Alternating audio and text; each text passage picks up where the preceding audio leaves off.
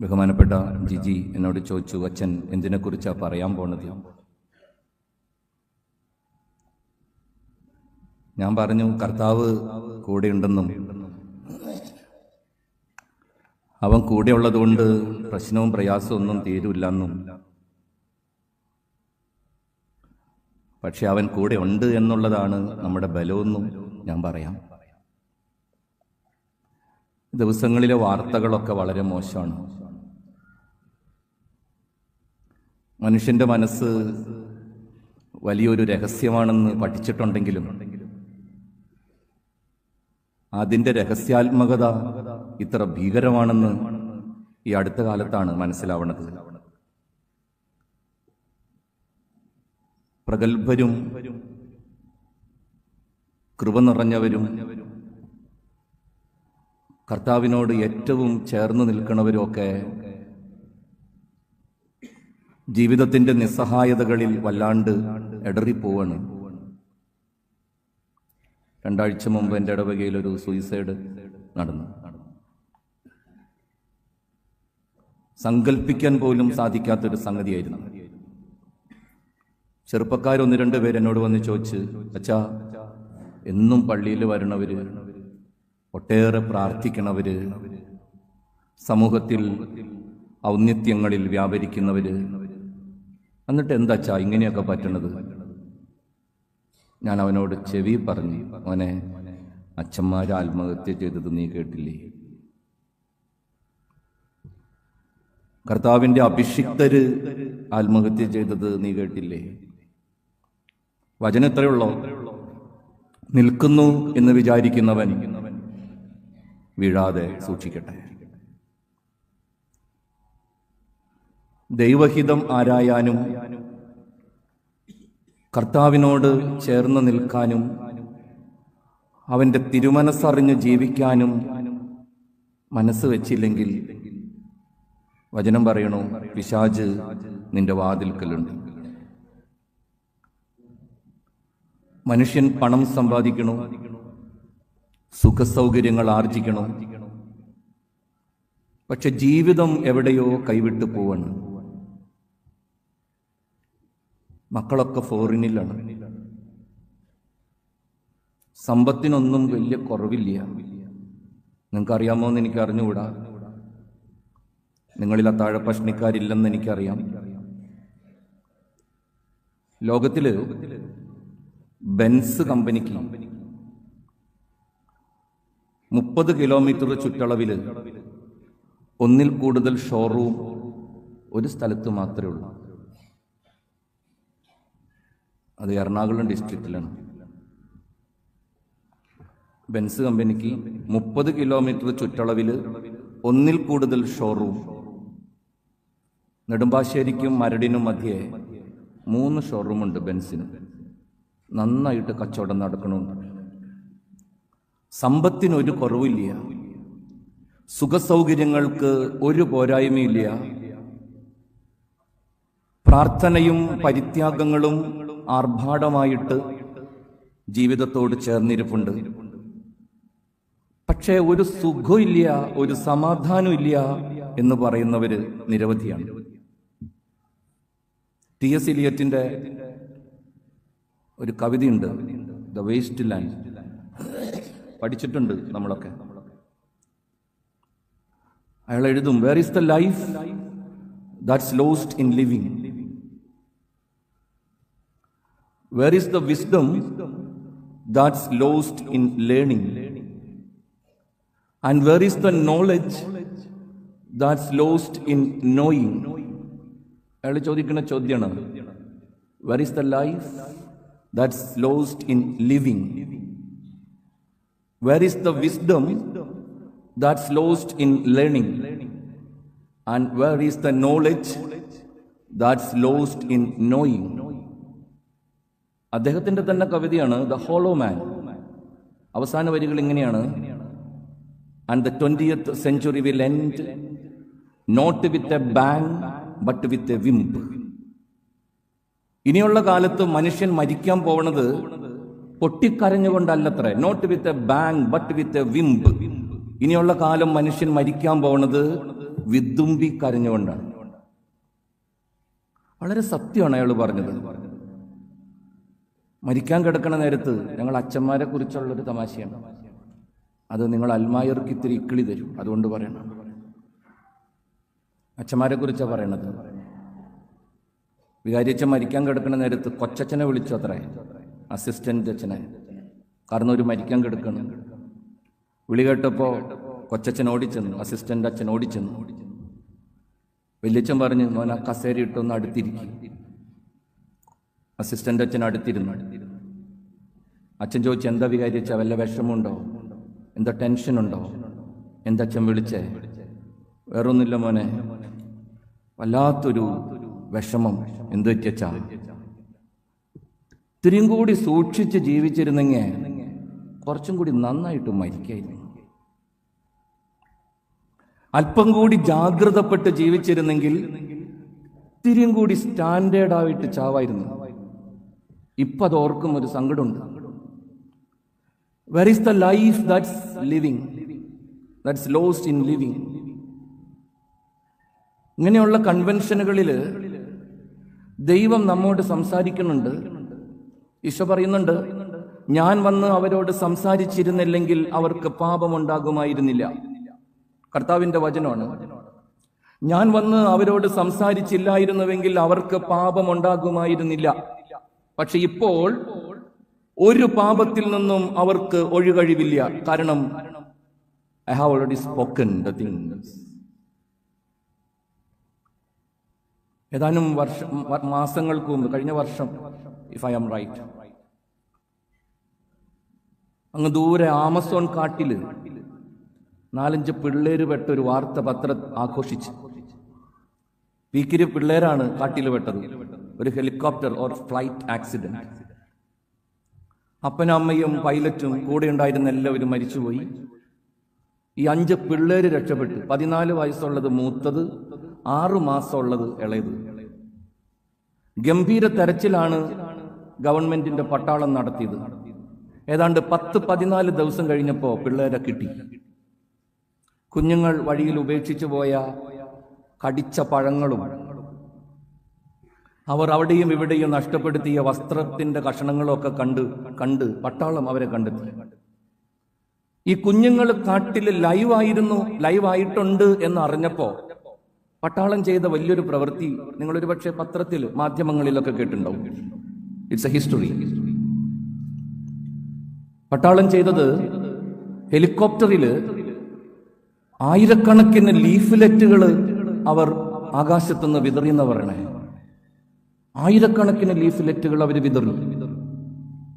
ആ ലീഫ്ലെറ്റുകളിൽ എഴുതിയിട്ടുള്ള കാര്യത്രേ ഉള്ളൂ, മക്കളെ ഭയപ്പെടരുത്, പുഴയെന്ന് മാത്രമേ വെള്ളം കുടിക്കാവൂ, കാണുന്ന എല്ലാ വസ്തുക്കളും എടുത്ത് കഴിക്കരുത്, മക്കൾ ഒരു തരത്തിലും ഭയപ്പെടരുത്, ഞങ്ങൾ മക്കളുടെ പിന്നാലെയുണ്ട്, പട്ടാളം നിങ്ങളുടെ പിന്നാലെയുണ്ട്, നാട് മുഴുവനും നിങ്ങൾക്ക് വേണ്ടി പ്രാർത്ഥിക്കുന്നുണ്ട്, എല്ലാവരും നിങ്ങളുടെ മടങ്ങി വരവിന് വേണ്ടി കാത്തിരിക്കുന്നുണ്ട്. So you be brave enough. ഒരിക്കലും നഷ്ടധൈര്യരാവരുത്. ദിവസങ്ങൾക്ക് ശേഷം ഈ കൊച്ചങ്ങളെ പട്ടാളം പൊക്കി. 14 വയസ്സുള്ള പെങ്കൊച്ചിനോട് പട്ടാളക്കാർ ചോദിച്ചു, നിനക്ക് എവിടുന്ന് ധൈര്യം കിട്ടി ഈ 6 മാസമുള്ള കൊച്ചിനെയും നെഞ്ചത്ത് വെച്ച് ഈ കൊടും കാട്ടിക്കൂടെ നടക്കാൻ? നഷ്ടധൈര്യാവാതെ ഇത്രയും നാള് പിടിച്ചു നിൽക്കാൻ നിനക്ക് എന്താണ് ബലമായി തീർന്നത്? പട്ടാളക്കാരുടെ ചോദ്യത്തിന് കൊച്ചൻ പറഞ്ഞ മറുപടി മാധ്യമങ്ങളിലുണ്ടായിരുന്നു. അതാരും ഗൗരവത്തിലെടുത്തില്ല. ബട്ട് വി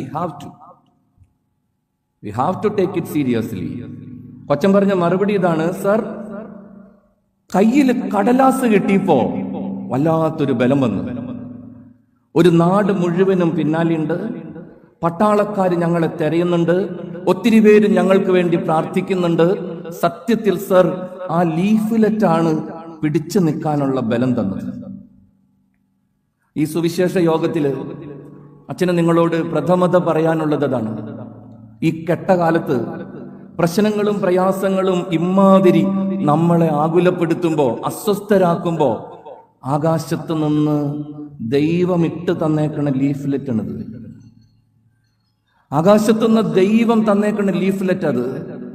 വല്ലപ്പോഴൊക്കെ ഇതൊന്നെടുത്ത് വായിക്കണം. ഇതിനകത്ത് പറയുന്നത് മാത്രമാണ്, നീ ഒരിക്കലും നഷ്ടപ്പെടില്ല. നിന്നെ തേടി ഞാൻ നിന്റെ പിന്നാലെയുണ്ട്. ഒത്തിരി മക്കള്, എന്റെ മാലാഖമാരും വിശുദ്ധരും നിനക്ക് വേണ്ടി നിരന്തരം എന്നോട് പ്രാർത്ഥിക്കുന്നുണ്ട്. നിന്റെയും നിന്റെ പൂർവികരുടെയും പ്രിയപ്പെട്ടവരുടെയും പുണ്യങ്ങൾ എന്റെ കൺമുമ്പിലുണ്ട്. ഞാൻ ഒരിക്കലും നിന്നെ മറന്നു കളയില്ല, ഞാൻ നിന്നെ ഉപേക്ഷിക്കില്ല. എത്ര ഭീകരമാണ് നിന്റെ ജീവിതാവസ്ഥയെങ്കിലും ഐ ഷുഡ് സേവ് യു. നമ്മുടെ കർത്താവ് ദിനം പ്രതി നമ്മളെ ഓർമ്മപ്പെടുത്തുന്ന കാര്യം അത്. ഈ ദിവസങ്ങളിലൊക്കെ വായിക്കുന്ന വാർത്തകള് അതുകൊണ്ടാണ് എന്നെ വല്ലാണ്ട് അത്ഭുതപ്പെടുത്തുന്നത്. ഇത് മുഴുവനും അറിഞ്ഞിരുന്നിട്ടും അത്രമാത്രം പ്രാർത്ഥനയിലും വിശുദ്ധിയിലും വിശ്വാസത്തിലും കഴിഞ്ഞിട്ടും എന്തുകൊണ്ടാണ് കരുത്തുള്ളവരെന്ന് കരുതുന്ന മക്കൾ ഇടറിപ്പോണത്? അച്ഛൻ മനസ്സിലാക്കണു, ജീവിച്ചു പോകുമ്പോ എവിടെയോ എന്തൊക്കെയോ നഷ്ടപ്പെടുന്നുണ്ട്. Beware of it. വല്ലാണ്ട് സൂക്ഷിക്കണം നമ്മൾ. പ്രാർത്ഥന ആകുന്നില്ലെങ്കിൽ ചുമ്മാ കുറെ വാക്കുകള്, കുറെ കാണാതെ പഠിച്ച വാചകങ്ങള് ചൊല്ലിക്കൂട്ടുന്നതല്ല പ്രാർത്ഥന. ഇന്ന് എല്ലാവർക്കും അറിയാം. വളരെ വ്യക്തിപരമായ ഒരു ബന്ധം, ഒരു റപ്പോർട്ട് കർത്താവിനോടില്ലെങ്കിൽ വിശ്വാസ ജീവിതം അർത്ഥശൂന്യമാണെന്ന് നമുക്കറിയാം. സ്നേഹമുള്ളവരെ, ഇത്തരത്തിലുള്ള വിശുദ്ധ യോഗങ്ങൾ നമ്മുടെ വിശ്വാസ ജീവിതത്തെ ബലപ്പെടുത്തട്ടെ, നമ്മുടെ കൂട്ടായ്മകളെ ദൃഢമാക്കട്ടെ. അങ്ങനെ സ്വർഗത്തിലേക്കുള്ള നമ്മുടെ യാത്ര അർത്ഥപൂർണമാവട്ടെ. ഹല്ലേലൂയ. അവർക്ക് പറയാമോ? Hallelujah, hallelujah, hallelujah, hallelujah, hallelujah. പുറപ്പാട് ഗ്രന്ഥം 33 അധ്യായം 15, 16, 17 തിരുവചനം. കർത്താവ് കൂടെയുണ്ടെന്ന് വല്ലാണ്ട് എന്നോട് പറയുന്ന ഒരു സുവിശേഷ കഥാപാത്രമാണ് മോശ. മാൻ ഓഫ് പ്രയർ, പ്രാർത്ഥനയുടെ മനുഷ്യൻ. ദൈവം കൂടെയുണ്ട് എന്ന ഒറ്റ ബലത്തിൽ ജീവിതത്തിന്റെ അസാധ്യതകളെയൊക്കെ സാധ്യമാക്കിയവനാണ് മോശ. നമുക്ക് സങ്കല്പിക്കാൻ പോലും പറ്റാത്ത വഴിയിലൂടെ സഞ്ചരിച്ചവൻ. പുറപ്പാട് ഗ്രന്ഥം 33 അധ്യായത്തില് മോശയുടെ ഒരു പ്രാർത്ഥനയുണ്ട്. മോശ കർത്താവിനോട് പറയും. ഇതിങ്ങനെയാണ് വചനം. മോശ കർത്താവിനോട് പറഞ്ഞു, അങ്ങ് ഞങ്ങളോട് കൂടെ വരികയില്ലെങ്കിൽ, നിങ്ങൾ വായിക്കുന്ന ബൈബിളില് തിരുസാന്നിധ്യം ഞങ്ങളോടൊപ്പം വരുന്നില്ലെങ്കിൽ ഞങ്ങളെ ഇവിടെ നിന്ന് പുറപ്പെടുവിക്കരുത്.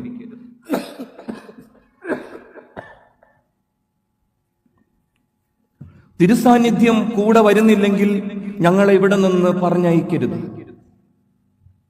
അങ്ങ് ഞങ്ങളോട് കൂടെ വരികയില്ലെങ്കിൽ അങ്ങ് എന്നിലും അങ്ങയുടെ ജനത്തിലും സംപ്രീതനാണെന്ന് എങ്ങനെ വെളിപ്പെടും? അങ്ങ് ഞങ്ങളോട് കൂടെ വരികയാണെങ്കിൽ ഞാനും നിന്റെ ജനവും ഈ ഭൂമുഖത്തുള്ള സകല ജനതകളിലും നിന്ന് വ്യത്യസ്തരായിരിക്കും. ഹല്ലേലൂയ. 3 വാചകമാണ് ദൈവത്തോട് മോശ പറഞ്ഞത്. If you don't come I won't go. നീ എന്റെ കൂടെ വന്നില്ലെങ്കിൽ ഞാൻ ഒരിടത്തും പോവില്ല. നമുക്കറിയാം, പഴയ നിയമത്തിലെ മോശ അത്ര നല്ല ഉണ്ണിയൊന്നല്ല. 100 കുറവുകളുള്ള ഒരു മനുഷ്യനാണ് മോശ. ഏതാണ്ട് 10-40 വയസ്സ് വരെ അപ്പൻ ആരാണെന്ന് അറിയാതെ വളർന്നവനാണ്. ചരിത്രമൊക്കെ നിങ്ങൾക്കറിയാലോ. അപ്പനില്ലാതെ വളർന്നവനായതുകൊണ്ട് സ്വാഭാവികമായും അയാൾ ഒത്തിരി ആന്തരിക മുറിവുകളുള്ള ഒരു വ്യക്തിയാണ്. ഇന്നർ വൂൺസ്, ആന്തരിക മുറിവുകൾ ഏറെയുള്ളതുകൊണ്ട് അയാൾ ക്ഷിപ്ര കോപിയാണ്. പെട്ടെന്ന് വയലന്റ് ആവും. ഭയങ്കര ചൂടനാണ്. അരിശക്കാരനാണെന്ന് മാത്രമല്ല, ആരെ കേറി തല്ലാനും ഒരു മടിയില്ലാത്തവനാണ് മോശ. അങ്ങനെ ഒരു പാവത്തിനെ തല്ലിയതാണ്, അത് ചത്തുപോയി. പിറ്റേന്ന് വേറൊരെണ്ണത്തിനെ തല്ലാൻ പിടിച്ചു എന്നാണ് പുറപ്പാട് പുസ്തകം. അപ്പൊ മോശ ആന്തരിക മുറിവുള്ളവനാണ്, അപ്പനാരെന്നറിയാത്തവനാണ്, ക്ഷിപ്ര കോപിയാണ്, മോശ വിക്കനാണ്, മോശ ഒരു കൊലപാതകിയാണ്. He's a criminal after all. മോശ അത്ര നല്ല സ്റ്റാൻഡേർഡ് ഉള്ള ആളല്ല. മോശ വളരെ മോശമാണ്. പക്ഷെ ഈ മോശയെക്കുറിച്ച് ബൈബിളിൽ എഴുതി വെച്ചിട്ടുള്ള കാര്യങ്ങൾ നമ്മൾ അത്ഭുതപ്പെടുത്തും. മോശ ആകാശത്തേക്ക് നോക്കി അലറുമ്പോ മഞ്ഞ പെയ്യും. മോശ ദിക്കുകളോട് കൽപ്പിക്കുമ്പോ കാടപ്പക്ഷികൾ വരും. മോശ പാറപ്പുറത്തടിക്കുമ്പോ വെള്ളം പുറപ്പെടും. മോശ കടലിന് നേരെ വടി നീട്ടുമ്പോ ചെങ്കടല് പിളരും. മോശ പ്രാർത്ഥിക്കാൻ പള്ളി കയറുമ്പോ ആകാശത്തു നിന്ന് ദൈവസാന്നിധ്യം മേഘരൂപത്തിൽ ഇറങ്ങി വന്ന് സമാഗമ കൂടാരത്തെ പൊതിയും. നമ്മളൊന്നും പ്രാർത്ഥിക്കുന്ന പോലെയല്ല, സ്നേഹിതനോടെന്ന പോലെ മോശ കർത്താവിനോട് വർത്താനം പറയും. നമ്മളൊക്കെ കർത്താവിനെ സംബോധന ചെയ്യുന്നത് 1 കിലോമീറ്റർ നീട്ടമുള്ള വാചകം വെച്ചിട്ടാണ്. ഒരു സംബോധനയ്ക്ക് തന്നെ 10 മിനിറ്റ് എടുക്കും ചില പ്രാർത്ഥനയുടെ ഒക്കെ, കുർബാനയിലായാലും മറ്റു പല സ്ഥലത്തും. മോശയ്ക്ക് ഇങ്ങനെ നീട്ടിപ്പിടിച്ചുള്ള ഒരു സംബോധനകളും ഇല്ല. മോശ സ്നേഹിതനോടെന്ന പോലെ എന്നാണ് ബൈബിളിൽ എഴുതിയിട്ടുള്ളത്. ഹായ് ബ്രോ എന്നൊക്കെ പറഞ്ഞിട്ടാണ് മോശ തുടങ്ങുന്നത്. മോശ അത്ര കൂളാണ്. മോശ കാണിച്ചു കൂട്ടിയ അത്ഭുതങ്ങൾ കാണുമ്പോൾ നമുക്ക് വല്ലാണ്ട് അത്ഭുതം തോന്നും. ഞാൻ വല്ലപ്പോഴൊക്കെ ഈ വിശുദ്ധ നാട്ടിൽ പോവാറുണ്ട്. പോകുമ്പോഴൊക്കെ എൻ്റെ ഒരു വികൃതിയാണ്. വിശുദ്ധ നാട്ടിൽ മിക്കവാറും അച്ഛന്മാരൊക്കെ പോയിട്ടുണ്ടാവും. ഈജിപ്തിലേക്കുള്ള യാത്രയിൽ സീനായി മലയുടെ അടുത്ത് ഒരു ഹോട്ടലിൽ താമസിക്കും. വലിയ ഹോട്ടലാണത്. എൻ്റെ ബാക്കിൽ കൂടെ ഇങ്ങനെ ചെങ്കടൽ വഴി കപ്പലുകളൊക്കെ പോണ കാണാൻ പറ്റും. കൗതുകത്തിന് അത് കാണാൻ ഞാൻ പോവാറുണ്ട്. ഒരു ബർമൂഡയൊക്കെ ഇട്ട് തഞ്ചം കിട്ടിയാൽ ഒന്ന് വെള്ളത്തിൽ ഇറങ്ങാമെന്നുള്ള കൊതിയിൽ ഞാൻ പോകും. ആരെങ്കിലുമൊക്കെ കൂടി ഉണ്ടാവും. ലേഡീസിനൊന്നും കൂട്ടാറില്ല. ആരെങ്കിലും പുരുഷന്മാരൊക്കെ ചുമ്മാ കുളിക്കാൻ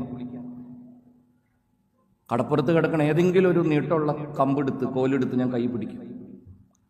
മോശം മുറിച്ച കടലാണല്ല. മുക്കറ്റം വെള്ളത്തിൽ ഇറങ്ങി നിന്ന് എപ്പോഴൊക്കെ പോയിട്ടുണ്ടോ, ഒരു 7-8 പ്രാവശ്യം ഞാൻ അലറിയിട്ടുണ്ട്, മാറിപ്പോട്ടെ. മോശയെക്കാളും സ്റ്റാൻഡേർഡ് നമുക്ക് എല്ലാവർക്കും ഉണ്ട്. അപ്പനാരാന്നറിയാല്ല. എനിക്ക് നല്ല ഉറപ്പ്. വിക്കില്ല, തല്ലിയിട്ടുണ്ട്, കൊന്നിട്ടില്ല. ഞാൻ ആ ഉറപ്പിലാണ് ഞാൻ അലറാട്, മാറിപ്പോട്ടെ. ഈ മൂക്കിലുപ്പുള്ള മോണല്ലാണ്ട് കടൽ മാറണത് ഞാൻ കണ്ടിട്ടില്ല. മോശ പള്ളി കയറുമ്പോ ആകാശത്തുനിന്ന് ദൈവസാന്നിധ്യം മേഘരൂപത്തിൽ വരുമെന്നാ പറയണേ.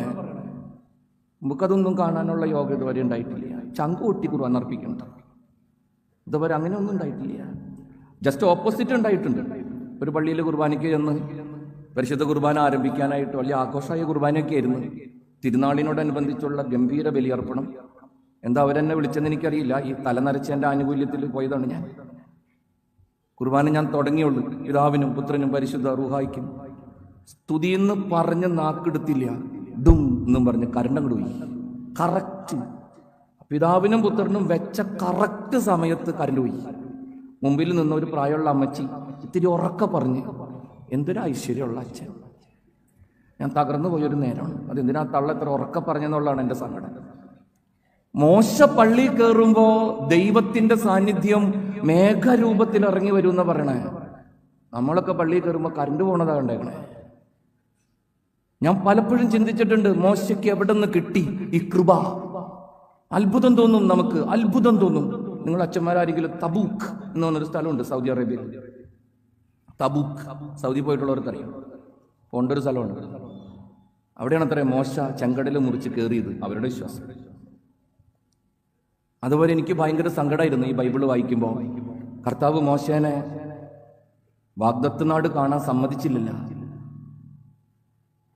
നെബോ മലയിൽ വെച്ച് മോശ അവസാനിച്ചു. എനിക്ക് ഭയങ്കര വിഷമായിരുന്നു. മര്യാദയായില്ല തമ്പുരാനെ. 19 വയസ്സിൽ വിളിച്ച് കൂട്ടി കയറ്റി ഈ പാവത്തിന് മുമ്പിൽ നടത്തി. അവസാനം 120 വയസ്സായപ്പോ ഇവിടെ നിന്ന് കണ്ടാ മതി, ഇവിടെ കിടന്ന് ചത്തോ എന്നും പറഞ്ഞ് അവസാനിപ്പിച്ചത് ഒരു മര്യാദയില്ലാത്ത പരിപാടിയായി പോയി എന്ന് ഞാൻ കർത്താവിനോട് പലപ്പോഴും പരാതിപ്പെട്ടിട്ടുണ്ട്. കാരണം തമ്പുരാൻ പറയണതും ബൈബിള് പഠിക്കണവർ പറയണതും ഈ പാപത്തിനോട് വടി നീട്ടാൻ പറഞ്ഞപ്പോൾ അടിച്ചു എന്നുള്ളതാണ്. അത് ഇത്ര വലിയ പാപമായിട്ട് കണക്കാക്കണമെന്ന് ഞാൻ പലപ്പോഴും ചിന്തിച്ച് കർത്താവിനോട് ഞാൻ പരിഭവപ്പെട്ടിട്ടുണ്ട്. പക്ഷെ തബൂക്കിൽ ചെന്നപ്പോഴാ ഞാൻ ആകെ തകർന്നു പോയി. ഐം സോറി കേട്ടോ, എൻ്റെ മൊബൈലാണ് അടിക്കണത്, സൈലന്റ് ആക്കി.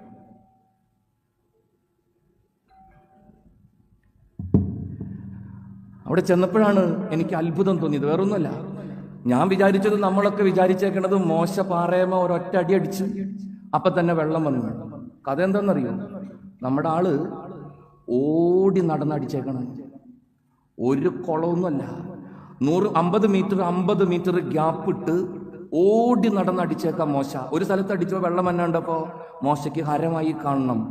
ഇസ്രായേൽക്കാരുടെ മുമ്പിൽ ഷൈൻ ചെയ്യാൻ വേണ്ടി മോശ തകർത്തടിച്ച് തമ്പുരാന് ഭ്രാന്തായില്ലെങ്കിൽ അത്ഭുതമുള്ളൂ. അതുകൊണ്ടാ കർത്താവ് പറഞ്ഞു ഇവിടെ വരെ മതിയെന്ന്. അമ്മാതിരി പെർഫോമൻസ് ആയിരുന്നു മോശയുടെ. 1/2 കിലോമീറ്റർ അപ്പുറത്ത് കട്ടുപ്പുള്ള വെള്ളം, മോശ അടിച്ചിട്ടേക്കണ കിണറിലൊക്കെ നല്ല മധുരിക്കുന്ന വെള്ളം. കർത്താവ് മോശയോട് പറഞ്ഞു ഇവിടം വരെ മതിയിട്ടാ. മോശ ചില്ലറക്കാരനൊന്നുമല്ല. 1 2 മനുഷ്യരെ കൊണ്ടല്ല മോശ നടന്നത്. പല സ്ഥലത്ത് പല കണക്കാണ്. പുറപ്പാട് പുസ്തകത്തിൽ ഒരു സ്ഥലത്ത് പറഞ്ഞേക്കണത് 6 ലക്ഷം പുരുഷന്മാരുണ്ടായിരുന്നെന്നാണ്. 6 ലക്ഷം പുരുഷന്മാര്. നിങ്ങളൊന്ന് ആലോചിച്ച് നോക്കിയേ, 6 ലക്ഷം പുരുഷന്മാരെന്ന് പറയുമ്പോ എത്ര ലക്ഷം സ്ത്രീകളുണ്ടാവും? ഇപ്പൊ ഇവിടെ ഇരിക്കണ കണക്ക് വെച്ച് പിടിച്ചാൽ തന്നെ 3 ഇരട്ടി ഉണ്ടാവും. അങ്ങനെ കൂട്ടിയാൽ തന്നെ 18 ലക്ഷം പെണ്ണുങ്ങൾ. ഓക്കെ, 6 ലക്ഷം പുരുഷന്മാർ, 18 ലക്ഷം സ്ത്രീകൾ. 18 ലക്ഷം സ്ത്രീകളും 6 ലക്ഷം പുരുഷന്മാരും ഉണ്ടെങ്കിൽ പിള്ളേരെത്ര ഉണ്ടാവും? ആലോചിച്ച് നോക്കി. മക്കള് എന്ന് പറഞ്ഞാൽ നെല്ലിക്കപ്പൊട്ട മറച്ചോണ്ടാണ് ഇസ്രായേൽക്കാർക്ക്. പിള്ളേര് സ്വർഗത്തിന്റെ ദാനം, ദൈവത്തിന്റെ അനുഗ്രഹം. യാക്കോബിന് തന്നെ 13 കണക്ക്. അത്രയും വെച്ച് നോക്കണ്ട, ഒരു 10 വെച്ച് പിടി. എത്ര ലക്ഷം പിള്ളേര്! ആടുമാടുകള് എന്തോരം! യാക്കോബ് തന്നെ ക്ലോണിംഗ് ഒക്കെ നടത്തി അമ്മായപ്പനുണ്ടായ എന്റെ 100 ഇരട്ടി ഉണ്ടാക്കിയെന്നാ പറയണേ. ആ വകുപ്പിൽ തന്നെ എന്തുമാത്രം ആടുമാടുകള്, പക്ഷിമൃഗാദികള്. ഇതെന്നാ പോക്കത്! ചില്ലറ യാത്രയൊന്നും അല്ല മോശയുടെ. ഈ പടുവൃദ്ധനാണ് ഈ മുമ്പിൽ നിൽക്കണേ. 80, 90, 95, 100 വയസ്സുള്ള ഈ മോശയാണ്. ഞാൻ പലപ്പോഴും മോശയോട് ചോദിച്ചു, തനിക്കിതെങ്ങനെ സാധിച്ചു? 100 200 ഇടവകക്കാരുള്ള ഒരു ഇടവക സമൂഹത്തെ കൊണ്ടുപോകണ പങ്കപ്പാട് എനിക്കറിയാം. ഇപ്പോഴുള്ള എൻ്റെ ഇടവകയിൽ 1000 വീട്ടുകാരാണ്, 1 2 ഒന്നുമല്ല. എന്തൊരു കഷ്ടപ്പാടാണെന്നറിയോ? സ്വരം വരുമ്പോൾ താളം വരില്ല, താളം വരുമ്പോൾ സ്വരം വരില്ല. ഇത് രണ്ടും വരുമ്പോൾ പണ്ട് പറഞ്ഞ പോലെ അവസരം വരില്ല. ആകെ പ്രശ്നമാണ്. 2 എണ്ണത്തിന് ഒരുമിച്ച് ഉമറത്തിരുത്തി വർത്താനം പറയാൻ പറ്റൂല. ഒരെണ്ണത്തിനെ കണ്ടൂടാ. പള്ളി കയറുമ്പോൾ അങ്ങോട്ടും ഇങ്ങോട്ടും സമാധാനമൊക്കെ വെക്കും എന്നുള്ളത് സത്യം. ഒരെണ്ണത്തിന് ഇഷ്ടമല്ല. ഇവറ്റേനെ തടുത്തു കൂട്ടി കൊണ്ടുപോകാൻ മനുഷ്യൻ പെടണ പാട്. എന്തിനങ്ങോട്ടൊക്കെ പോണേ? 2 മക്കളുള്ള അമ്മമാര് വൈകുന്നേരം 3:30 പിള്ളേര് സ്കൂൾ വിട്ട് വരുമ്പോ കട്ടിന്റെ അടിയിൽ ഒളിക്കണ അമ്മമാര് എനിക്കറിയാം. പിടിച്ച് തിന്നാനുള്ള വിശപ്പായിട്ട് വരണേച്ചാ, ഒളിച്ചിരുന്നില്ലെങ്കിൽ പണി പാളും. അത്രയ്ക്ക് ടെൻഷനാ പല കാരണവന്മാർക്കും. ഒരു ദിവസം സ്കൂളില്ലാന്ന് പറഞ്ഞാൽ എനിക്കൊരു LKG ഉണ്ടായിരുന്നു പണ്ടത്തെ ഒരു പള്ളിയിൽ. LKG UKG ഒക്കെ ഉണ്ടായിരുന്നു. 19 പിള്ളേര്. ഒരു ഉരുള ചോറുണ്ണാൻ ഈ സാധനങ്ങൾ സമ്മതിക്കില്ല. എൻ്റെ തലയുടെ മുകളിലാണ് LKG. 80 പിള്ളേര്. ഒരു ഉരുള ചോറ് ഇങ്ങനെ ഉരുട്ടി വായിലേക്ക് വെക്കുമ്പോഴേക്കും വാതുക്കെ പ്രത്യക്ഷപ്പെടും. അച്ഛാ, ഞാൻ പറയും നീ അവിടെ പോയിരിക്കും, ഞാൻ ഈ ചോറൊന്നും ഉണ്ണട്ടെ. ഞാൻ ഉള്ളൊരുക്കി പ്രാർത്ഥിച്ചിട്ടുണ്ട് കർത്താവിനോട്, ഒരു ബന്ദ്, ഒരു ഹർത്താല്. കർത്താവേ ഒന്ന് സമാധാനമായിട്ട് ഒരു ദിവസം ഒന്ന് കടന്നുറങ്ങാൻ. കുറേ പ്രാർത്ഥിച്ചിട്ടാണ് ഒരു ഹർത്താല് കിട്ടിയത്. 8 മണിയായപ്പോഴേക്കും എനിക്ക് ഫോൺ വന്നു ഒരു കൊച്ചിന്റെ അമ്മയുടെ. അച്ഛാ സ്കൂൾ വണ്ടി കണ്ടില്ലല്ല. ഞാൻ പറഞ്ഞടി ഇന്ന് പത്രം വായിച്ചില്ലേ നീ? എന്താണ്? ഹർത്താലാണ്. ഉടനെ അവൾ എന്നോട് പറഞ്ഞു, എന്റെ പൊന്നച്ച ചതിക്കരുത്, എങ്ങനെയെങ്കിലും ഈ സാധനത്തിനൊന്നും എടുത്തോണ്ടു. എന്തോരം തുണി അലക്കാൻ വെച്ചേക്കണം. ഈ നടക്കളയൊക്കെ ഒന്ന് വൃത്തിയാക്കാൻ തീരുമാനിച്ചേക്കണ ദിവസം. 2 പിള്ളേരുള്ള അമ്മമാര് കഴിക്കണ പാട്. 6 ലക്ഷം പുരുഷന്മാര്, 12 ലക്ഷം പെണ്ണുങ്ങള്, ഒരു 10, 25, 30 ലക്ഷം പിള്ളേര്. ഈ പടുവൃദ്ധൻ ഉമറത്ത് മുമ്പില്. നിങ്ങൾ ആലോചിച്ച് നോക്ക്, മോശയ്ക്ക് എവിടെന്നാ ഈ കൃപ കിട്ടിയത്? അങ്ങനെയുള്ള ഒരു അന്വേഷണത്തിലാണ് മോശ ഇങ്ങനെ ഒരു വെളിപാട് തന്നത്. മോശ പറഞ്ഞു, പുറപ്പാട് 33:15 നീ എടുത്ത് വായിക്കും. 33:15 അതാണ് എന്റെ കൃപയുടെ അടിസ്ഥാനം, അതാണ് എന്റെ ജീവിതത്തിന്റെ ബലം. അതിതാണ്. മോശ കർത്താവിനോട് പറയും, നീ എന്റെ കൂടെ വന്നില്ലെങ്കിൽ ഞാൻ ഒരിടത്തും പോവില്ല. നീ എന്റെ കൂടെ വന്നില്ലെങ്കിൽ ഞാൻ ഒരിടത്തും പോവില്ല. നീ എന്റെ കൂടെ വന്നാൽ എവിടെ വേണമെങ്കിലും ഞാൻ പോവാം. മോശയുടെ ബലം ഇതായിരുന്നു പ്രിയപ്പെട്ടവരെ. കർത്താവ് കൂടെയുണ്ട് എന്ന ഉറച്ച ബോധ്യം, അവൻ ഒരിക്കലും എന്നെ ഉപേക്ഷിക്കില്ല എന്ന ബലമുള്ള വിശ്വാസം, അത് മോശയ്ക്ക് സ്വന്തമായിട്ടുണ്ടായിരുന്നു. നിങ്ങൾ ഒരുപക്ഷെ കേട്ടിട്ടുണ്ടോ, എനിക്ക് അറിഞ്ഞുകൂടാ. തലശ്ശേരി ഭാഗത്ത് ഒരു അച്ഛനുണ്ട്, ഒരു മാത്യു അച്ഛൻ. അച്ഛന്റെ മനോഹരമായ ഒരു പാട്ട് എനിക്ക് വല്ലാണ്ട് ഇഷ്ടമാണ്. പാട്ട് പാടാൻ എനിക്ക് അറിഞ്ഞുകൂടാ. I know the words. വരികൾ ഇങ്ങനെയാണ്: നാഥ നീ എന്റെ കൂടെ വരണമേ, നാഥ നീ എന്റെ കൂടെ വരണമേ, നീയില്ലാതെ എങ്ങനെ ഞാൻ ചെങ്കടല് മുറിക്കും, നീയില്ലാതെ എങ്ങനെ ഞാൻ മരുഭൂമി കടക്കും, നീയില്ലാതെ എങ്ങനെ ഞാൻ കാനാൻ നാട്ടിലെത്തും. നാഥ, നീ എൻ്റെ കൂടെ വരണമേ. Prayer of Moses. എനിക്ക് ചെങ്കടലുകൾ മുറിക്കാനുണ്ട്. നമ്മൾ എപ്പോഴും ഓർക്കണം, പുറപ്പാട് സംഭവം എന്ന് പറയുന്നത് ഒരു 3500 വർഷങ്ങൾക്ക് മുമ്പ് എവിടെയോ സംഭവിച്ച ഒരു സംഭവ കഥയല്ല, ഒരിക്കലുമല്ല. ഇന്നും ദൈവം നമ്മുടെ മുമ്പേ നടന്ന് ചെങ്കടലുകൾ മുറിക്കുന്നുണ്ട്. ഇന്നും മരുഭൂമി കടക്കാൻ അവൻ നമുക്ക് കൂട്ടുവരുന്നുണ്ട്. കാനാനിലേക്കുള്ള യാത്രയിലാണ് നമ്മൾ ഓരോരുത്തരും. നമുക്കും നമ്മുടെ പ്രിയപ്പെട്ടവർക്കും നല്ല ദൈവം പറഞ്ഞൊത്തിട്ടുള്ള സമാധാനത്തിന്റെ, സന്തോഷത്തിന്റെ, സമൃദ്ധിയുടെ കാനാനിലേക്കുള്ള യാത്രയിലാണ് നമ്മൾ. ഇവിടെ നമ്മുടെ ബലം എന്ന് പറയുന്നത് നമ്മുടെ കൂടെ നമ്മുടെ കർത്താവുണ്ടെന്നുള്ളതാണ്. ഈ ബോധ്യമില്ലാത്തവരാണ് ഇടറിപ്പോണത്. ഈ ബോധ്യമില്ലാത്തവരാണ് നിരാശപ്പെടുന്നത്. ഈ ബോധ്യമില്ലാത്തവരാണ് ജീവിതത്തിൽ ചില കടുങ്കൈകളൊക്കെ ചെയ്യണത്. അതുകൊണ്ടാണ് ഈ ഓർമ്മപ്പെടുത്തൽ. നമ്മുടെ കൂടെ വേറെ ആരുണ്ട്, എന്തുണ്ട് എന്നതല്ല പ്രശ്നം. നിന്റെ കൂടെ നിന്റെ കർത്താവുണ്ടോ ഇല്ലയോ എന്നതാണ് ഏറ്റവും പ്രധാനപ്പെട്ട പ്രശ്നം. ആ ബോധ്യം നിനക്കുണ്ടോ ഇല്ലയോ എന്നുള്ളതാണ് ഏറ്റവും വലിയ ചോദ്യം.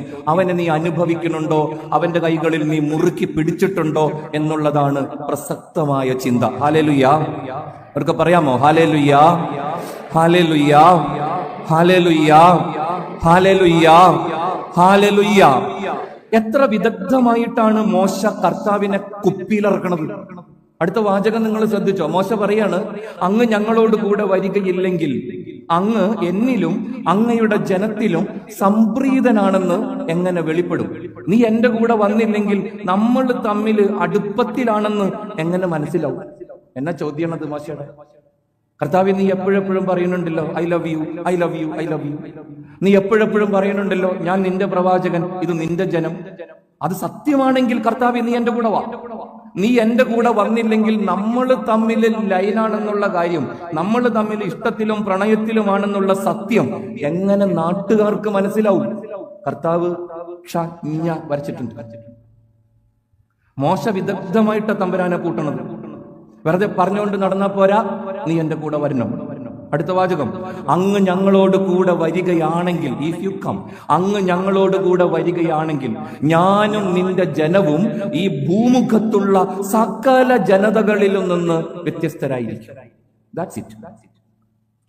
ഞാനും നിന്റെ ജനവും ഈ ഭൂമുഖത്തുള്ള എല്ലാ ജനതകളിലും നിന്ന് വ്യത്യസ്തരായിരിക്കും. എപ്പോ? നീ എന്റെ കൂടെ വന്നാൽ. ഇത് വളരെ ഗൗരവമുള്ളൊരു കാര്യം പ്രിയപ്പെട്ടവരെ.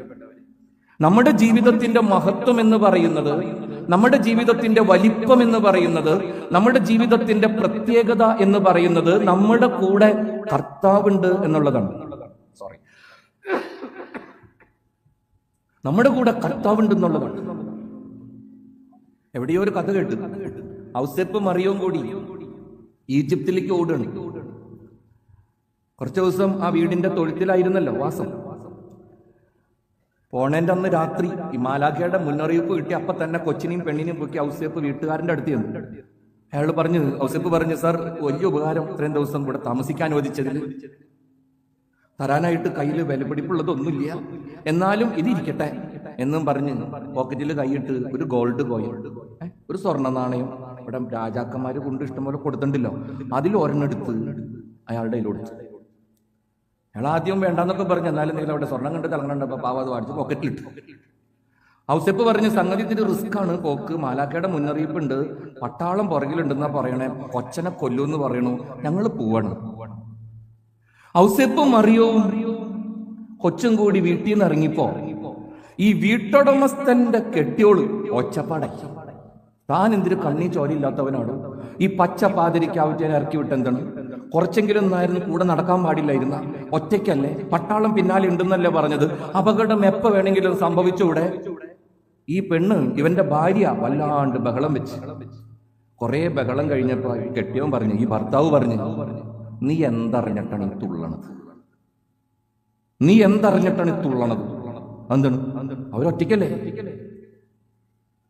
കൂടെ ഉള്ളത് ആരാന്ന നിന്റെ വിചാരം? ആ കൈ കിടക്കണ കൊച്ചാരാന്ന നിന്റെ വിചാരം? അവിടെ ചോദിച്ച ആരാ? ദൈവം. ആട്ടിടയന്മാര് വന്നപ്പോ ഞാൻ അവിടെ ഉണ്ടായിരുന്നു. രാജാക്കന്മാര് പിന്നാലെ വന്നപ്പോ ഞാൻ അവിടെ ഉണ്ടായിരുന്നു. ഞാനൊക്കെ കണ്ടാണ്. കയ്യിലിരിക്കണ കൊച്ചൻ ദൈവത്തിന്റെ മോന, നീ മര്യാദയ്ക്ക് പോയി കിടന്നുറങ്ങാൻ നോക്ക്, കർത്താവ് നോക്കിക്കോളൂ. ദൈവം കൂടെയുണ്ട് എന്നുള്ളതാണ് ജീവിതത്തിന്റെ ബലം. ദൈവം കൂടെയുണ്ട് എന്നുള്ളതാണ് ജീവിതത്തിന്റെ മഹത്വം. നമ്മുടെ വീടിന്റെ വലിപ്പമല്ല, കാർപോർച്ചിൽ കിടക്കണ കാറിന്റെ ബ്രാൻഡല്ല, നിന്റെ മക്കളും പ്രിയപ്പെട്ടവരും ഈ അണ്ടകടാഹത്തില് ഏത് വലിയ രാജ്യത്താണെന്നുള്ളതല്ല, നിന്റെ ബാങ്ക് ബാലൻസിന്റെ വലിപ്പമല്ല, നിന്റെ സൗഹൃദങ്ങളുടെ സമൃദ്ധിയല്ല, സമൂഹം നിന്റെ മുമ്പിൽ വയ്ക്കുന്ന വലിയ സ്ഥാനമാനങ്ങളുടെ പകിട്ടല്ല. നിന്റെ ജീവിതത്തിന്റെ മഹത്വം എന്ന് പറയുന്നത് നിന്റെ കൂടെ കർത്താവുണ്ടോ ഇല്ലയോ എന്നതാണ്. അതാലോചിച്ചു നോക്ക്. നിന്റെ കൂടെ കർത്താവുണ്ടാവും. ചില വീട്ടിൽ ചെല്ലുമ്പോൾ അറിയാം, അതിന് പച്ചമാര് വലിയ ഉപവാസവും നിരാഹാരവും ഒന്നും എടുക്കണ്ട, അത്യാവശ്യം ചോറുണ്ട്, ഇത്തിരി പ്രാർത്ഥിക്കണ കത്തനാരാണെങ്കിൽ ഏത് വീട്ടിൽ ചെന്നാലും പറയാം അവിടെ തമ്പുരാനുണ്ടോ ഇല്ലയോ എന്നുള്ള കാര്യം. കർത്താവിന്റെ സാന്നിധ്യമുള്ള ഭവനങ്ങളാവണം നമ്മുടെ ഭവനങ്ങൾ. സുഖത്തിന്റെ, സൗകര്യങ്ങളുടെ, അംഗീകാരങ്ങളുടെ, അധികാരത്തിന്റെ സമൃദ്ധിയൊന്നും അല്ലട്ടോ മക്കളെ നമ്മുടെ ജീവിതത്തെ മഹത്വപ്പെടുത്തേണ്ടത്. നിന്റെ ഭവനത്തിൽ നിന്റെ ദൈവത്തിന് എന്ത് വിലയുണ്ട്? ഇപ്പൊ നോമ്പ് തുടങ്ങിയില്ല,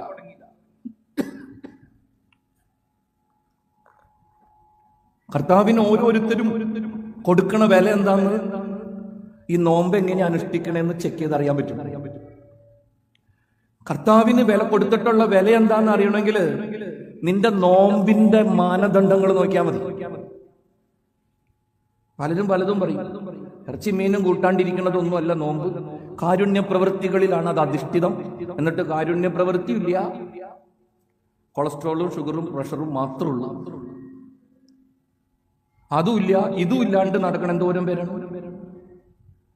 നിന്റെ ദൈവത്തോട് നിന്റെ പ്രതിബദ്ധത, വീട് പണിയുമ്പോ, വീട്ടിൽ പ്രാർത്ഥിക്കുമ്പോ നിന്റെ കർത്താവിനോട് നീ കാണിക്കുന്ന ആത്മാർത്ഥത. കൊറോണ കാലം കഴിഞ്ഞിട്ട് ഇപ്പോഴും വിശുദ്ധ കുർബാന ഓൺലൈനിൽ കാണുന്ന ആൾക്കാർ എനിക്കറിയാം. ചില അമ്മച്ചിമാർക്ക് സ്വിറ്റ്സർലൻഡിന് പോകാൻ കുഴപ്പമില്ല, അമേരിക്കയ്ക്ക് പോകാൻ കുഴപ്പമില്ല, അയർലൻഡ് ആയാലും പ്രശ്നമില്ല. പക്ഷെ ഉമറത്തുള്ള പള്ളി പോവാൻ ഇത്തിരി കാലുവേദന, മുട്ടുവേദന, ലിഗ്മെന്റിന് വലിച്ചല്, ഉലകം ചുറ്റാൻ ഒരു മടിയില്ല. എല്ലാത്തിനും നേരമുള്ളവർക്ക് തമ്പുരാന് കൊടുക്കാൻ മാത്രം നേരമില്ല. വീട് ഓടായിരുന്നപ്പോ മര്യാദയ്ക്ക് സങ്കീർത്തനവും ചൊല്ലി കുടുംബ പ്രാർത്ഥന ചൊല്ലിക്കൊണ്ടിരുന്ന നേരം ഭവനം വീട് വാർക്കയായി കഴിഞ്ഞപ്പോ ചെറിയ ടി വി മാറി വലിയ ടി വി വന്നപ്പോ ഇപ്പൊ ഒന്നിനും നേരമില്ലെന്നാ പറഞ്ഞ.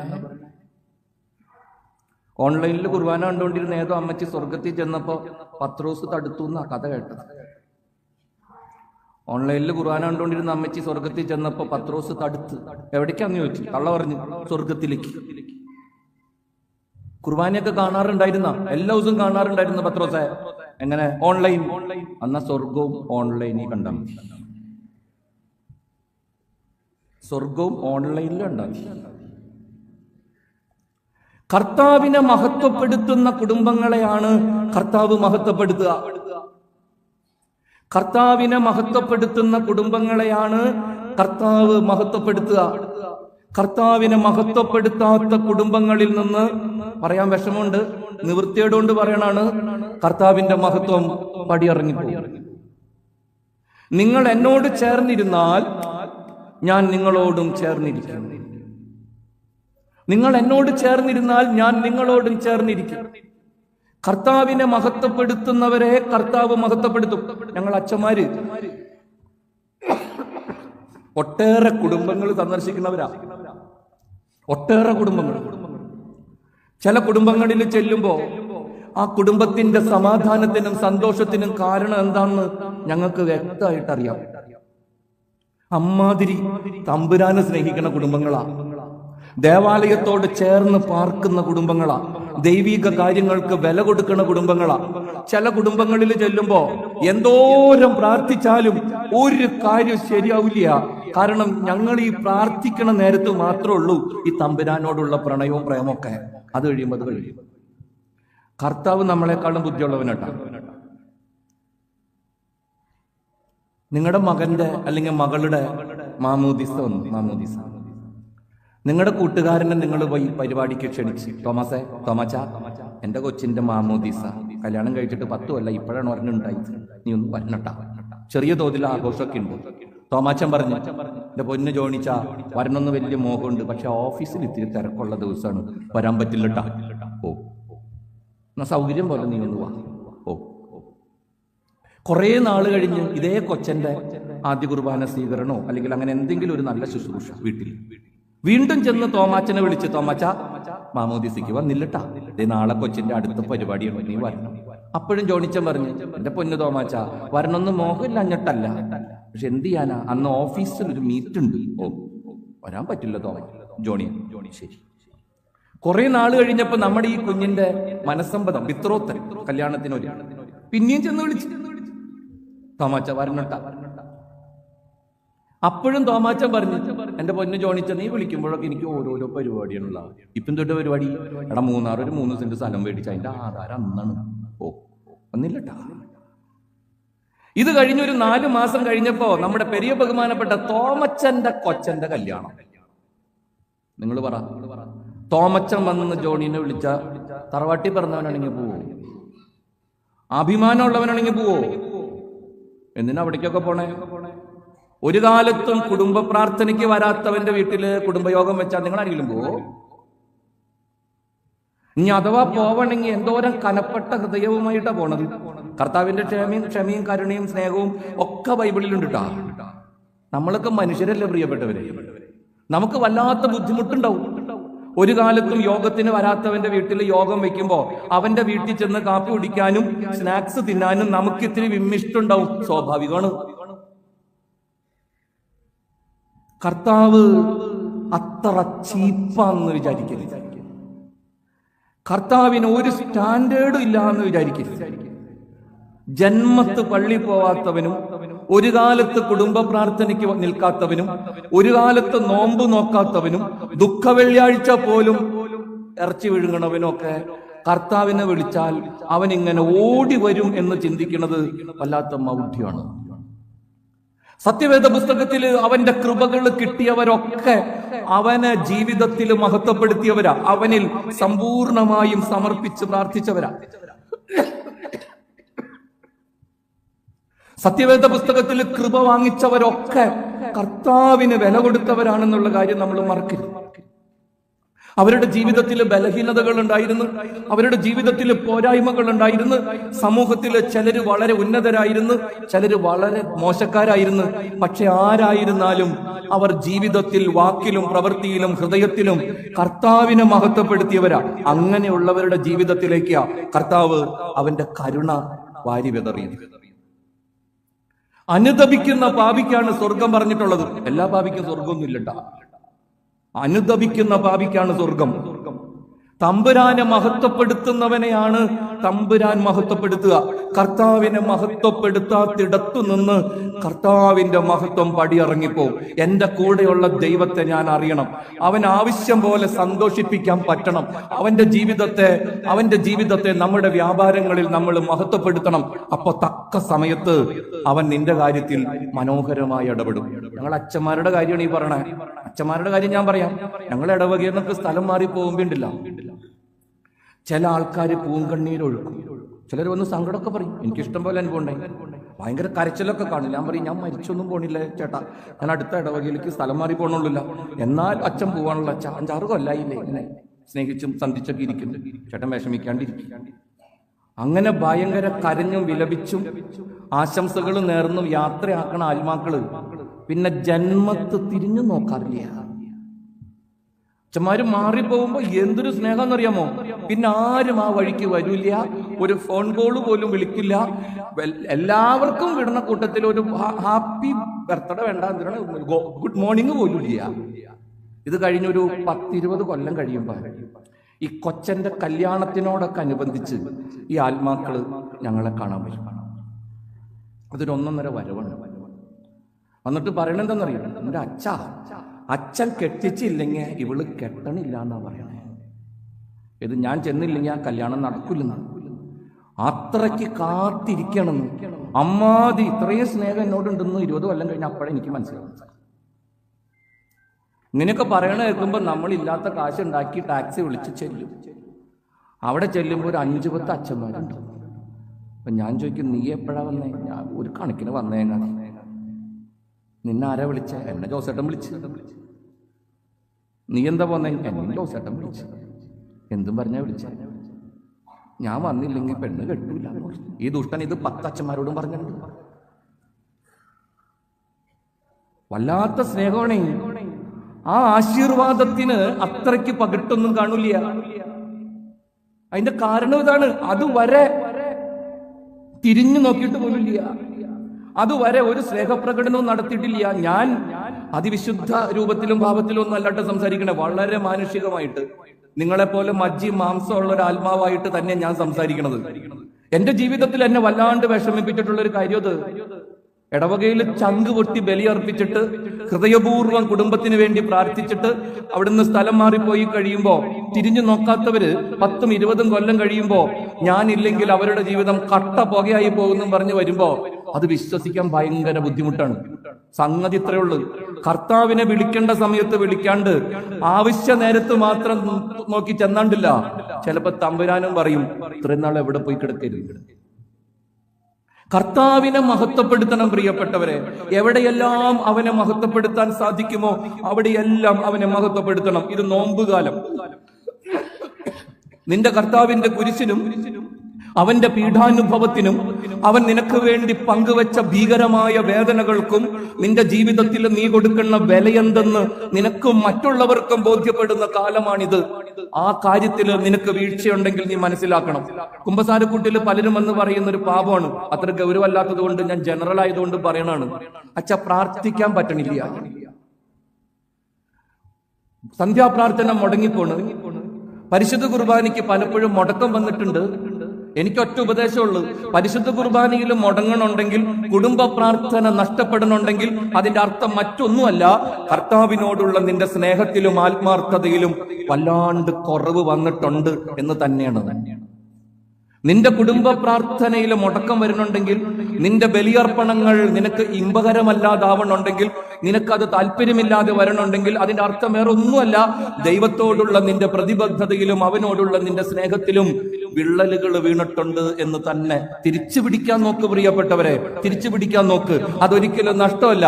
കർത്താവിനെ മഹത്വപ്പെടുത്തുന്നവരെ കൃത്യമായിട്ട് കർത്താവ് മഹത്വപ്പെടുത്തും.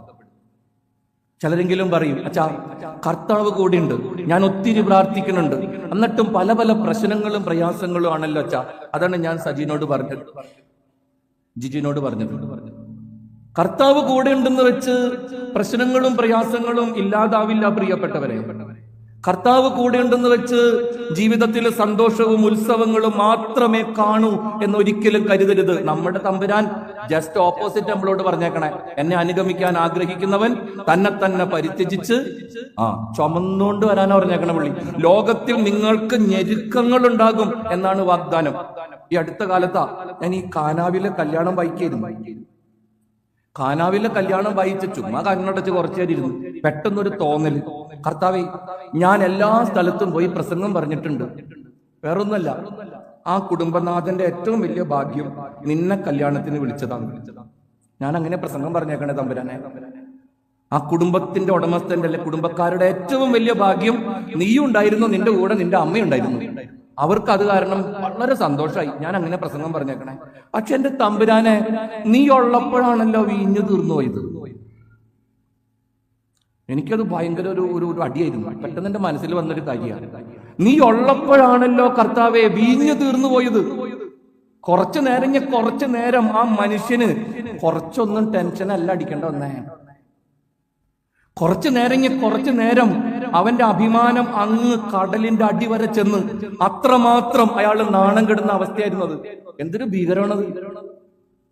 അപ്പൊ കർത്താവ് എന്നോട് പറഞ്ഞു, എടാ, ഞാൻ കേറിയ വഞ്ചിയിലല്ലേ വെള്ളം കയറിയത്. അപ്പൊ എനിക്ക് അടുത്തടിയായി, ഞാൻ കേറിയ വഞ്ചിയിലല്ലേ വെള്ളം കയറിയത്. ഞാൻ വേഗം എടുത്ത് വായിച്ചു. സത്യമാണ്, അവൻ വഞ്ചിയുടെ തുമ്പത്ത് പൂക്കുറ്റി ഉറക്കാണ്. ഇവിടെ വഞ്ചിയിൽ വെള്ളം കയറാണ്, അതും ചില്ലറ കയറ്റമല്ല, മുങ്ങാറാഗോളം കയറിയെന്നാണ് പറയണേ. ദിപ്പ മുങ്ങും എന്ന പരുവത്തിലെത്തി. കർത്താവുള്ള വഞ്ചിയില പ്രിയപ്പെട്ടവരെ വെള്ളം കയറിയത്. കർത്താവ് ഉണ്ടായിരുന്ന കല്യാണ വീട്ടിലാണ് വീഞ്ഞു തീർന്നു പോയത്. എല്ലാ ദിവസവും കോഴിക്കട്ട ഉണ്ടാക്കി വിഴുങ്ങിക്കൊണ്ടിരുന്ന ലാസറാണ് ചത്തുപോയത്. ഈ മർത്തിയും മറിയും സ്ഥിരം ട്രീറ്റാണ്. എപ്പോഴൊക്കെ ആ വഴിക്ക് പോകണം അപ്പോഴൊക്കെ സ്ലീഹന്മാർ ഓടിക്കേറും ലാസറിന്റെ വീട്ടിൽ. നല്ല ഫുഡ് കിട്ടും. അമ്മാതിരി സ്ഥിരം കേറി നിരങ്ങിക്കൊണ്ടിരുന്ന കുടുംബത്തിലെ ഏക ബ്രെഡ് വിന്നറാണ് ലാസർ. തട്ടിപ്പോയി. ഈശോ എന്നോട് പറഞ്ഞ കാര്യം, ഞാൻ ഉണ്ടായത് കൊണ്ട് പ്രശ്നം ഉണ്ടാവാണ്ടിരിക്കില്ലട്ടാ, ഉറപ്പായിട്ടുണ്ടാവും. ഞാൻ കല്യാണത്തിന് വന്ന വീഞ്ഞ് തീരുവേ, ഞാൻ വഞ്ചി കയറിയ വെള്ളം കയറുവേ, ഞാൻ എന്നും വന്ന് ഉണ്ടുറങ്ങി കിടക്കണുണ്ടോ എന്തെങ്കിലും സ്റ്റാൻഡേർഡ് അടി നിനക്ക് കിട്ടും. പക്ഷെ ഒരു കാര്യം ഉറപ്പെന്റെ മോനെ, വീഞ്ഞ് തീർന്നാലും പിന്നെ ഉണ്ടാവും. വെള്ളം കയറിയാലും വഞ്ചി മുങ്ങില്ല, ചത്താലും യു ഡോണ്ട് വറി, പൊങ്ങും. അതാണ് ഞാൻ. നിന്റെ ദൈവം അസാധാരണനായ ഒരു ദൈവമാണ്.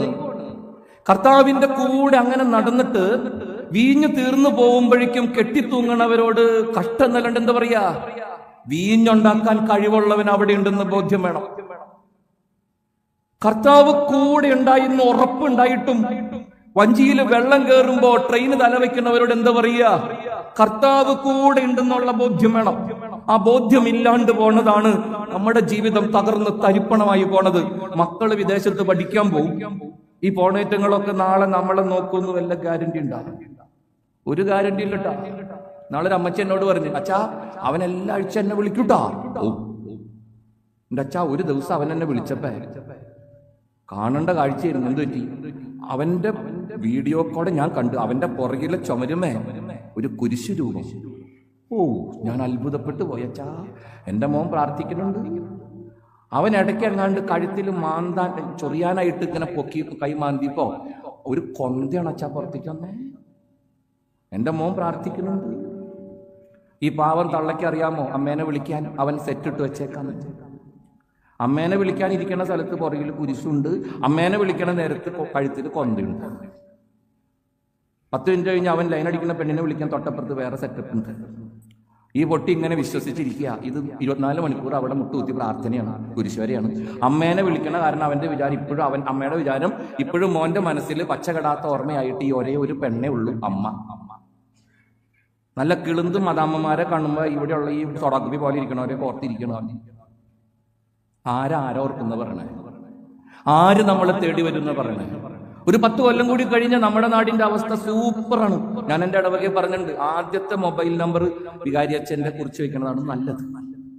ആരോട് അനുവാദം ചോദിക്കാണ്ട് ഓടി വരാൻ ആകെ പറ്റണ ഒരാള് വികാരി അച്ഛനാണ്. അപ്പൊ ഞാൻ പറഞ്ഞിട്ടുണ്ട് എന്റെ ഇടവകക്കാരോട് എ എന്ന് എഴുതിയിട്ട് ഒരു കുത്തിടുക, എന്നിട്ട് ACHAN അച്ഛൻ എന്ന് എഴുതുക. അപ്പൊ ആദ്യം വന്ന് കിടക്കും. ആദ്യം കൊടുത്ത നെഞ്ചോയിനെടുക്കുമ്പോൾ വിളിക്കാൻ വേറൊരു മനുഷ്യക്കുഞ്ഞുമില്ല, അടുത്തൊന്നും ഒരാളും ഇല്ല പ്രിയപ്പെട്ടവരെ നമ്മുടെ കൂടെ. നമ്മുടെ ദൈവം മാത്രമേ ഉള്ളൂ. നമ്മുടെ ബന്ധുക്കള്, നമ്മുടെ സ്വന്തക്കാര്. മോശ കർത്താവിനോടുള്ള പ്രാർത്ഥനയ്ക്ക് കർത്താവ് കൊടുക്കുന്ന ഒരു മറുപടി ഉണ്ട് മോശയ്ക്ക്. പുറപ്പാട് 33-ന്റെ 15-ഉം 16-ഉമാണ് അച്ഛൻ പറഞ്ഞത്. 17-ാമത്തെ വചനം എന്താണെന്നറിയോ? മോശയുടെ കർത്താവ് പറയാണ്, മോശ നീ ആവശ്യപ്പെട്ട ഈ കാര്യം ഞാൻ നിനക്ക് വേണ്ടി ചെയ്യും. നീ ആവശ്യപ്പെട്ട ഈ കാര്യം ഞാൻ നിനക്ക് വേണ്ടി ചെയ്യും എന്ന് വെച്ചാൽ ഞാൻ നിന്റെ കൂടെ വരും. അടുത്ത വാചകം എന്തെന്നാൽ നീ എന്റെ പ്രീതി നേടിയിരിക്കുന്നു, എനിക്ക് നിന്നെ നന്നായിട്ട് അറിയാം. 3 കാര്യമാണ് മോശയോട് ദൈവം പറഞ്ഞത്. മോശയുടെ പ്രാർത്ഥനയ്ക്ക് മറുപടി ആയിട്ട് ഞാൻ നിന്റെ കൂടെ വരും. കാരണം എനിക്ക് നിന്നെ ഭയങ്കര ഇഷ്ടമാണ്. അത് മാത്രമല്ല എനിക്ക് നിന്നെ നന്നായിട്ട് അറിയാം. 3 വാചകം. ഞാൻ നിന്റെ കൂടെ വരും, എനിക്ക് നിന്നെ ഇഷ്ടമാണ്, എനിക്ക് നിന്നെ അറിയാം. ഇതിൽ പകുതി ദരിദ്രർക്ക് വഞ്ചിച്ചെടുത്തത് 4 ഇരട്ടി. അപ്പൊ ഈശോ പറഞ്ഞു, ഇന്ന് ഈ ഭവനത്തിന് രക്ഷ ലഭിച്ചിരിക്കുന്നു. അടുത്ത വാചകം എന്താ? ഇവനും അബ്രാഹത്തിന്റെ മോനാണ്, നഷ്ടപ്പെട്ടു പോയതിനെ കണ്ടെത്തി രക്ഷിക്കാനാണ് മനുഷ്യപുത്രൻ വന്നിരിക്കുന്നത്. ഈശോ സക്കേവൂസിനെ നോക്കി ആ കുടുംബത്തോട് പറഞ്ഞതാണ്. എന്നിട്ട് എന്തുണ്ടായിന്നറിയാമോ? അത് കഴിഞ്ഞിട്ട് പിന്നെ എന്താ സംഭവിച്ചെന്നറിയോ? പിന്നെ ഈശോയുടെ വഴിക്ക് പോയി. സക്കേവൂസ് കയറി കിടന്നു. ഞാൻ ഈ അടുത്ത കാലത്താണ് ഒരു നോവൽ വായിച്ചു, എനിക്ക് ഭയങ്കര ഇഷ്ടമായി. അത് കഴിഞ്ഞിട്ട് എന്താ സംഭവിച്ചതെന്നാണ് നോവലിലെ കഥ, ഇതിവൃത്തം. ഈശോ പോയി, ശിഷ്യന്മാര് 12 അണ്ണന്മാരും എല്ലാവരും ഫുഡ് അടിച്ച് സ്ഥലം കാലിയാക്കി. കെട്ടിയോളും ബാക്കി മക്കളൊക്കെ കൂടി പാത്രമൊക്കെ കഴുകി കമത്തി. 2 എണ്ണം വളരെ വൈകിയാണ് കയറി കിടന്നുറങ്ങിയത്. കാലത്ത് ആരോ കോളിംബെല്ല് അടിക്കണ ഒച്ച കേട്ടപ്പോഴാണ് സക്കേവൂസിന്റെ കെട്ടിയോൾ എഴുന്നേറ്റത്. കോളിംബെല്ല് എവിടെ നിന്ന് വന്നു എന്നൊന്ന് എന്നോട് ചോദിക്കരുത്. ഇത് കഥയാണ്. സക്കേവൂസിന്റെ കെട്ടിയോട് ചാടിപ്പഴഞ്ഞ് എഴുന്നേറ്റ് ഓടിച്ചെന്ന് കർട്ടൻ മാറ്റി നോക്കി. മണിയടിച്ചു. അവളുടെ കണ്ണ് തള്ളിപ്പോയി. വേറൊന്നുമല്ല, സക്കേവൂസിന്റെ വീടിന്റെ ഉമറത്ത് നാട്ടുകാരും മൊത്തം ഉണ്ട്.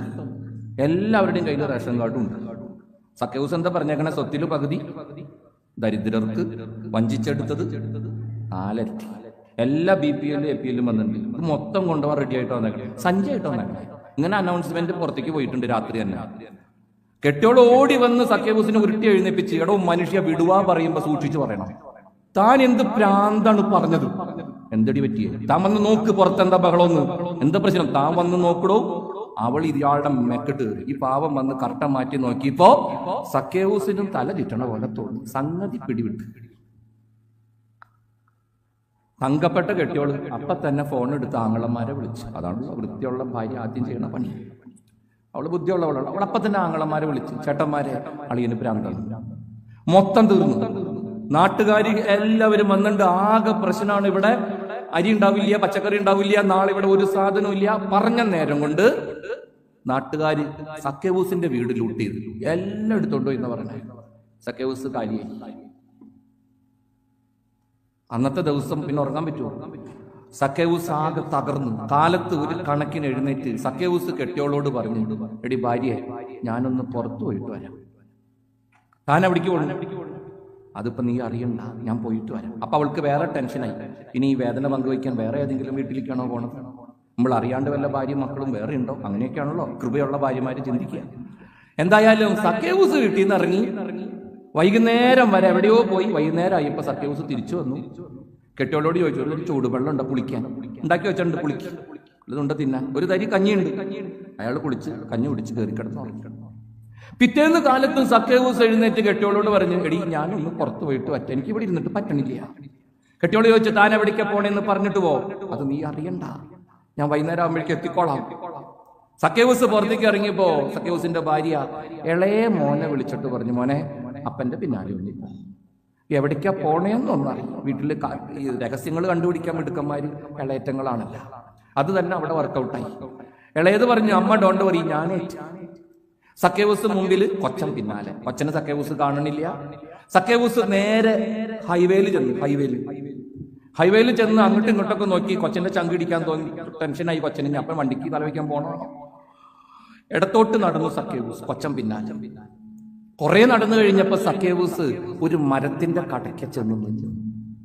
കൊച്ചനപ്പ അതിനേക്കാളും വലിയ ആദി. അപ്പൻ എന്തിനുള്ള പുറപ്പാട്? ഇനി തലേന്നെങ്ങാനും കയറുകൊണ്ട് വെച്ചിട്ടുണ്ടോ? കാര്യം അമ്മ വഴക്ക് പറയുന്നുണ്ട്, അങ്കിളുമാരും വിളിച്ച് ചീത്ത വിളിക്കുന്നുണ്ട്, നാട്ടിലാകെ പ്രശ്നമാണ്, പൊട്ടനാന്ന് എല്ലാവരും വിളിക്കണേ. എന്തായാലും കൊച്ചനടുത്തുള്ള കുറ്റിക്കാട്ടിൽ ഒളിച്ച്. പിന്നെ ഈ ആത്മാവിനെ കാണില്ല കൊച്ചനെ. അപ്പുറത്തുള്ള കുറ്റിക്കാട്ടിൽ ഇരുന്ന് കൊച്ചൻ കേൾക്കണുണ്ട്, അപ്പൻ മരത്തിന്റെ മുകളിലിരുന്ന് സൂപ്പർ കരച്ചിലാണ്, ഭയങ്കര കരച്ചിൽ. സന്ധ്യ വരെ തന്തം മുകളിലിരുന്ന് നിലവിളിച്ച്. വൈകുന്നേരം അയ്യപ്പ സക്കേവൂസ് കൂളായിട്ട് താഴെ ഇറങ്ങി നേരെ വീട്ടിലേക്ക്. കൊച്ചൻ പിന്നാലെ വന്നോണം വന്ന് സക്കേവൂസ് കുളിക്കാൻ ബാത്റൂമിൽ കയറി. ബുദ്ധിയുള്ള കെട്ടിയോള് പുറത്തുനിന്ന് കുറ്റിയിട്ടു. അവള് കൊച്ചനെ വിളിച്ചു, മോനെ എന്ത് സംഭവം? ചെക്കൻ പ്രോജക്ട് റിപ്പോർട്ട് ഭംഗിയായിട്ട് അവതരിപ്പിച്ചു. അമ്മ അപ്പൻ നേരെ ഹൈവേ ചെന്ന് അങ്ങോട്ടും ഇങ്ങോട്ടും നോക്കി. എന്നിട്ട് അപ്പൻ ഇടത്തോട്ട് നടന്നു. എന്നിട്ട് അപ്പൻ ഒരു മരത്തിന്റെ കടയ്ക്ക് ചെന്ന് മുകളിലേക്ക് നോക്കി നിന്ന്. എൻ്റെ അമ്മേ, കെട്ടിയോള് നെഞ്ചത്തിടിച്ച്. അതെന്തിനാ മോനെ? അറിഞ്ഞൂടമ്മേ. അപ്പൻ 2 മിനിറ്റ് കഴിഞ്ഞപ്പോ പെടച്ച് മരത്തുമ്മ കയറി. പിന്നെ ഒടുക്കത്തെ കരച്ചിലായിരുന്നു വൈകുന്നേരം വരെ. എന്നിട്ട് വൈകുന്നേരമായിപ്പോ അപ്പൻ താഴെ ഇറങ്ങി കൂളായിട്ട് വീട്ടിലേക്ക് വന്നു. അതാണ് ഉണ്ടായേക്കണേ. അവള് വാതിലിന്റെ താഴെ വീശി കഞ്ഞു പിടിച്ച് സക്കേവൂസ് കട്ടുമ്പോ വന്ന് കിടന്നു. അവള് സൈഡിലും കിടന്നു. പൊത്തി പിടിച്ച് കിടക്കണേന്റെ ഇടയ്ക്ക് സക്കേവൂസിനോട് കെട്ടിയോളി ചോദിച്ചു, അല്ല മനുഷ്യ, താൻ എന്തിനാ മരത്തുമ്മ കയറി? അയാള് ഞെട്ടിത്തെറിച്ച് എഴുന്നേറ്റ്, നീ എങ്ങനെ അറിഞ്ഞത്? നീ അട്ടപ്പാടിയിൽ അണക്കരയിലെങ്ങനെ ധ്യാനം കൂടാൻ പോയില്ലോ? നീ ഇതെങ്ങനെ അറിഞ്ഞു? അയാള് ഞെട്ടി എഴുന്നേറ്റ് കട്ടുമെന്ന്. കെട്ടിയോള് പറഞ്ഞു, ഭാര്യ എല്ലാം അറിയുന്നവൾ, നമ്മുടെ അടുത്ത് ഒളിക്കരുത്. ചേട്ടൻ കാര്യം പറ, എന്തിനാ മരത്തുമ്മ കയറി? സക്കേവൂസ് ഭാര്യയോട് പറഞ്ഞു, എടി നീ ഹൈവേ പോയിട്ടുണ്ടോ? ഞാൻ പോയിട്ടില്ല. നീ ഹൈവേ കൂടെ നടന്നിട്ടുണ്ടോ? ഞാൻ നടന്നിട്ടില്ല. ഹൈവേയുടെ സൈഡിൽ നിൽക്കണ മരങ്ങൾ വല്ലതും നീ കണ്ടിട്ടുണ്ടോ? മനുഷ്യ താൻ എന്ത് ഈ പറയണത്? ഞാൻ മരം കാണാൻ പോണെന്തിനാ? എടി നമ്മുടെ ഹൈവേയില് ഇടത്തോട്ട് നടന്ന ഒരു മരമുണ്ട്. എന്തു മരം? സിക്കമൂർ എന്ന പേരുള്ള ഒരു മരം. ഓ, അതിനെന്ത് കുഴപ്പം? എടി, മിനിഞ്ഞാന്ന് എന്തോരം ഞാൻ അവനെ കാണാൻ കാത്തു നിന്നു എന്ന് നിനക്കറിയാമോ? എനിക്കറിഞ്ഞൂടാ. അവള് പറഞ്ഞു, എന്തായിരുന്നു ജനം, എന്തായിരുന്നു ഒരു വരവ്. ഞാൻ എന്തോരം നേരെ കാത്തു നിന്നത്, ഒരു തരത്തിൽ എനിക്ക് കാണാൻ പറ്റിയില്ല. അവസാനം ഞാൻ മുമ്പിൽ ഓടി ഇവനെ ഒന്ന് ഒതുങ്ങി കിട്ടാൻ വേണ്ടിയിട്ട്. ഒരു നിവൃത്തിയില്ലാണ്ട് വന്നപ്പോ ഞാൻ കണ്ടുപിടിച്ച സൂത്രാണത്. ഞാൻ ആ മരത്തുമ്മ കയറി. ഓക്കെ, ആ മരത്തുമ്മ കയറിയ എന്നെ ആരും കാണൂല്ല എന്ന് എനിക്ക് ഉറപ്പാ. ഞാൻ ഈ തുണിയും കുന്ത്രാണ്ടൊക്കെ വെച്ച് എന്തോരം കഷ്ടപ്പെട്ട കയറിയെന്നറിയാമോ അതിന്റെ മുകളിൽ? ഓ, നിനക്കറിയാമോ മരത്തിന്റെ കടക്കക്കോടെ എന്തോരം മനുഷ്യരാ നടന്നുപോയത്? എന്തോരം മനുഷ്യര്! ഒരു മനുഷ്യക്കുഞ്ഞു പോലും എന്നെ കണ്ടില്ല. ഞാൻ അതിന്റെ മുകളിൽ സുഖമായിട്ടിരുന്ന്, അവൻ അതിന്റെ അടിപൊളി പോയി. പക്ഷെ ഞാൻ ഞെട്ടിപ്പോയി. എന്റെ കെട്ടിയോളെ എന്തൊറ്റി? മരത്തിന്റെ നേരെ കടക്കെത്തിയപ്പോ അവൻ മുകളിലേക്കൊരു നോട്ടവും എന്റെ പേര് പറഞ്ഞൊരു വിളി. സക്കേവൂസേ, കിടുങ്ങിപ്പോയി. താഴെ നിന്നുകൊണ്ട് അവൻ പറഞ്ഞ നമ്മുടെ വീട്ടിലാണ് ഫുഡ് എന്ന്. അങ്ങനെ ഞാൻ ഇറങ്ങി ഇങ്ങോട്ട് പോന്നേ. അങ്ങനെ അവൻ മിഞ്ഞാന്ന് നമ്മുടെ വീട്ടിൽ വന്നേ. കെട്ടിയോള് പറഞ്ഞു, ഒരു പ്രാവശ്യം പോയിരുന്നതിന്റെയാണ് ഇപ്പൊ അനുഭവിക്കണത്. ഇനിയും താൻ എന്തിനാ അതുമ്മ പോയിരിക്കണത്? ഇനി എന്തുട്ടുള്ള ഇവിടെ നിന്ന് എടുത്തോണ്ട് പോവാൻ? തനിക്ക് വേറെ ഒരു പണിയില്ല മനുഷ്യ, താൻ പിന്നെ എന്തിനാണ് ഈ മരത്തുമ്മ പോയിരിക്കണേ? സക്കേവൂസ് കെട്ടിയോളോട് പറഞ്ഞു, എടി, അന്നത്തെ പോലെ തന്നെ ഇപ്പോഴെന്റെ അവസ്ഥ. എന്താ അവസ്ഥ? ഒരു മനുഷ്യനും എന്നെ മനസ്സിലാക്കണില്ല, ഒരു മനുഷ്യനും എന്നെ തിരിച്ചറിയണില്ല, ഒരു മനുഷ്യൻ പോലും എന്റെ മനസ്സിന്റെ വേദന അറിയാൻ ശ്രമിക്കണില്ല. നിനക്ക് ഞാൻ ചീത്തയാണ്, കഴിവില്ലാത്തൊരു കെട്ടിയോനാണ് ഇപ്പോ. എന്റെ മക്കൾക്ക് ഞാൻ ഒരു സ്റ്റാൻഡേർഡും ഇല്ലാത്തൊരു തന്തിയാ, എന്റെ കാശില്ല. നിന്റെ ആങ്ങളമാർക്ക് ഞാൻ പമ്പര വിഡ്ഢിയ, നാട്ടുകാർക്ക് ഞാനൊരു പൊട്ടന. ഒരു മനുഷ്യൻ പോലും എന്റെ മനസ്സിന്റെ വേദന മനസ്സിലാക്കണില്ല, ഒരു മനുഷ്യൻ പോലും എന്നെ തിരിച്ചറിയണില്ല, ഒരാള് പോലും ഇല്ല എന്റെ ഹൃദയത്തിന്റെ വേദന അറിയാൻ. കെട്ടിയോള് പറഞ്ഞു, അതിന് മരത്തുമ്മ കയറിയിട്ട് എന്തോടോ ഗുണം? കെട്ടിയോള് പിന്നെയും ചൂടായി. സക്കേവൂസ് പറഞ്ഞു, നിനക്കറിയാമോ, അതുമ്മ പോയിരിക്കുമ്പോ മനസ്സിൽ ഇപ്പോഴും ഒരു ബലം. എന്ത് ബലം? അവൻ എന്നെ കാണുന്നുണ്ട്. ആ മരത്തുമ്മ കയറിയിരിക്കുമ്പോ എന്റെ മനസ്സ് എന്നോട് പറയണത് ഇതാണ്, പെണ്ണെ, ആരും കണ്ടില്ലെങ്കിലും അവൻ എന്നെ കാണുന്നുണ്ട്. ആരും മനസ്സിലാക്കണില്ലെങ്കിലും അവൻ എന്നെ മനസ്സിലാക്കുന്നുണ്ട്. ആരും എന്റെ വേദനകൾ അറിയാൻ ശ്രമിക്കണില്ലെങ്കിലും അവൻ എന്റെ വേദനകൾ അറിയാൻ ശ്രമിക്കുന്നുണ്ട്. അതുകൊണ്ടാ ഞാൻ അവിടെ പോയിരുന്നു കരയണം. എനിക്ക് വല്ലാണ്ട് ഇഷ്ടമായി ഈ കഥ. ചോദ്യം, നിനക്ക് ഇങ്ങനൊരു സിക്കമൂർ മരം ഉണ്ടാകും? Do you have A sycamore? അല്ലെങ്കിൽ നിന്റെ സിക്കമൂർ എവിടെയാണ്? എവിടെ ഇരിക്കുമ്പോഴാണ് നിന്റെ കർത്താവ് നിന്നോട് അത്രയ്ക്ക് അടുത്തിരിപ്പുണ്ടെന്ന് നിനക്ക് തോന്നണത്? അല്ലെങ്കിൽ എപ്പോഴെങ്കിലും നിനക്ക് അങ്ങനെ തോന്നുന്നുണ്ടോ? നിന്റെ മക്കളും നിന്റെ മാതാപിതാക്കളും നിന്റെ കൂടപ്പിറപ്പുകളും നിന്റെ കൂട്ടുകാരും നിന്റെ ജീവിത പങ്കാളിയും നീ പ്രത്യാശ വെച്ചവരൊക്കെ നിന്നെ തള്ളി പറയുമ്പോഴും എന്നെ അറിഞ്ഞ് സ്നേഹിക്കുന്ന, സ്നേഹിച്ച് എന്റെ കൂടെ നടക്കണ ഒരു കർത്താവ് എനിക്കുണ്ടെന്നുള്ള ബോധ്യം നിനക്കുണ്ടാ? ആ ബോധ്യമുള്ളവൻ ഏത് പ്രശ്ന പ്രയാസങ്ങളിലും പിടിച്ചു നിൽക്കും. കർത്താവ് വ്യക്തമായിട്ടും കൃത്യമായിട്ടും പറഞ്ഞു, ലോകം മുഴുവനും നിങ്ങൾ എല്ലാവരും എന്നെ ഇട്ടേച്ചു പോവും, പക്ഷെ ഞാൻ ഒരിക്കലും തനിച്ചല്ല, എന്റെ പിതാവ് എന്റെ കൂടെയുണ്ട്. ആരെല്ലാം എന്നെ ഉപേക്ഷിച്ചാലും എന്റെ അപ്പൻ എന്റെ കൂടെ ഉണ്ട്. ആ ഉറപ്പെനിക്കുള്ളിടത്തോളം ഞാൻ അജയനാണ്. കുരിശിൽ കിടന്ന് പെടയണ നേരത്തെ അവൻ പറഞ്ഞു, പിതാവേ, നിന്റെ കയ്യിലാണ് എനിക്കുള്ളതെല്ലാം, വേറെ ആർക്കും ഒന്നും കൊടുക്കാനില്ല, എല്ലാം തരാൻ എനിക്ക് നിന്റെ കരങ്ങൾ മാത്രമേ ഉള്ളൂ. സ്നേഹമുള്ളവരെ, കർത്താവ് കൂടെയുള്ളപ്പോഴും നമ്മുടെ ജീവിതത്തിൽ അസ്വസ്ഥതകൾ ഉണ്ടാവും, നമ്മുടെ ജീവിതത്തിൽ വേദനകളും വിഷമങ്ങളും ഉണ്ടാവും. പക്ഷെ കർത്താവ് കൂടെയുണ്ട് എന്നുള്ളതാണ് എല്ലാ പ്രശ്ന പ്രയാസങ്ങൾക്കുമുള്ള ഉത്തരം. എല്ലാ പ്രശ്ന പ്രയാസങ്ങളെയും അതിജീവിക്കാനുള്ള ബലം നമുക്ക് തരുന്ന യാഥാർത്ഥ്യം. എന്റെ ദൈവം അസാധാരണനായ ഒരു ദൈവമാണ്. My God is an unusual God. കല്യാണ വീട്ടിൽ അവൻ ഉണ്ടെങ്കിലും വീഞ്ഞു തീരും, അവൻ കയറിയ വഞ്ചിയിൽ വെള്ളം കയറും, അവൻ വല്ലാണ്ട് സ്നേഹിക്കുന്ന കുടുംബത്തിലും ദുരന്തങ്ങൾ ഉണ്ടാവും. But he is with me and his name is L Shaddai. Simply means the one who is more than enough. എന്തിനും മതിയായവനായ കർത്താവ്. അങ്ങനെ ഒരു ദൈവം എന്റെ കൂടെ ഉണ്ട്. ഞാൻ ചിന്തിക്കുന്നത് പോലെ അല്ല അവൻ പലപ്പോഴും പ്രവർത്തിക്കുക. ഞാൻ പ്രാർത്ഥിക്കുന്നതല്ല അവൻ എനിക്ക് കിട്ടുക. ഞാൻ നിങ്ങളുടെ വരണ വഴിക്ക് എനിക്ക് വല്ലാണ്ട് ഇഷ്ടമുള്ള ഒരച്ഛന്റെ ഒരു പുസ്തകം വായിക്കായിരുന്നു. അച്ഛൻ അതിനകത്ത് പറഞ്ഞേക്കണം, എനിക്ക് ഭയങ്കരമായിട്ട് ഇഷ്ടപ്പെട്ടു. അച്ഛൻ പറഞ്ഞേക്കണതാ, ഞാൻ എന്റെ കർത്താവിനോടൊന്നും ചോദിച്ചു വാങ്ങിക്കാറില്ല. അത്ഭുതം തോന്നി എനിക്ക്. ഞാൻ എന്റെ കർത്താവിനോടൊന്നും ചോദിച്ചു വാങ്ങാറില്ല. ചോദിച്ചു വാങ്ങിച്ചാൽ ഭയങ്കര റിസ്കാ, പിന്നെ അത് സൂക്ഷിച്ചു വെക്കണ്ടേ. ചോദിക്കാണ്ട് അവൻ തരണതാണ് സുഖം. ചോദിക്കാതെ അവൻ തരുന്നതാണ് ആനന്ദം. നന്നായിട്ട് അറിയാവുന്ന പെണ്ണാണ് മറിയം. അതുകൊണ്ടാണ് അവൾ അങ്ങനെ തന്നെ പറഞ്ഞത്, ഇതാ കർത്താവിന്റെ ദാസി, നിന്റെ ഇഷ്ടം പോലെ.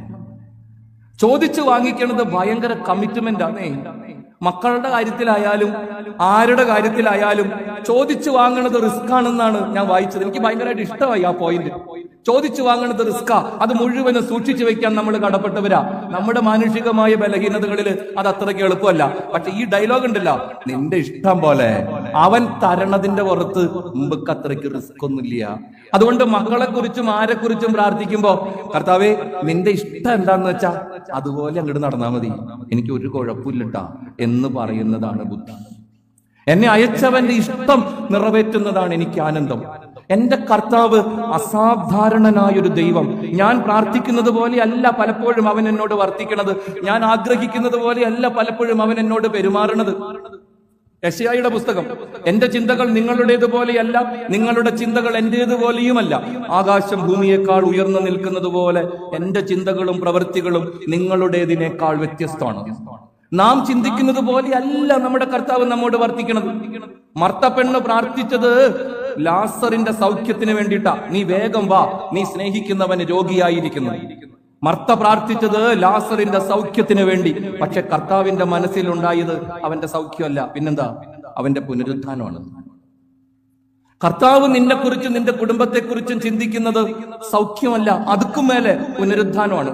നിന്റെ ദൈവം പലപ്പോഴും അസാധാരണനായൊരു ദൈവമാണ്. പലപ്പോഴും കർത്താവ് നമ്മുടെ ജീവിതത്തിൽ അനുവദിക്കുന്ന പല കാര്യങ്ങളും നമുക്ക് പെട്ടെന്ന് പിടികിട്ടൂല. നാമാന് സൗഖ്യം കിട്ടാൻ, നെയ്മാൻ, നിങ്ങളുടെ ബൈബിളിൽ പറയുന്ന മനുഷ്യനുണ്ടല്ലോ നെയ്മാൻ, അയാൾക്ക് സൗഖ്യം കിട്ടാൻ 7 പ്രാവശ്യം ചാവുകടലിൽ മുങ്ങി പൊങ്ങി പോവാൻ പറഞ്ഞ അയാൾ. ജോർദാൻ ചാവുകടലിൽ ലയിക്കണ സ്ഥലത്തത്ര നാമാനോട് മുങ്ങാൻ പറഞ്ഞത് എലീഷ. അയാൾ മുങ്ങാൻ ആദ്യം വിസമ്മതിച്ചു. കാരണം കട്ടുപ്പാണ്. ഈ ദരിദ്രവാസിയുടെ മേത്താണെങ്കിൽ തൊലിയില്ല. ഇയാൾ മുങ്ങുമ്പോ കിടന്ന് തുള്ളിച്ചാടും. അതുകൊണ്ട് അയാൾ മുങ്ങിയില്ല. അയാൾ ഭൃത്യന്മാരോട് പറഞ്ഞ്, സിറിയയിൽ നല്ല സൂപ്പർ നദിയുണ്ട്, അവിടെ ചെന്നിട്ട് മുങ്ങാം. ഭൃത്യന്മാരാ പറഞ്ഞ, യജമാന അങ്ങനെയല്ലല്ലോ, ഇവിടെ മുങ്ങാനല്ലേ പറഞ്ഞത്, കിട്ടിയാ കിട്ടി, പോയാ പോയി, നമുക്കൊന്ന് മുങ്ങിട്ട് പോവാ. അങ്ങനെ നെയ്മാൻ വന്ന് മുങ്ങണത് 7 പ്രാവശ്യം മുങ്ങിയെന്ന് പറയണേ. 6 പ്രാവശ്യം ഒന്നും നടന്നില്ല. പക്ഷെ 7ാമത്തെ പ്രാവശ്യം മുങ്ങി പൊങ്ങിപ്പോ അയാളുടെ തൊലി അപ്പ ജനിച്ച കുഞ്ഞിന്റെ പോലെ സ്നിഗ്ധമായി എന്ന് ബൈബിള്.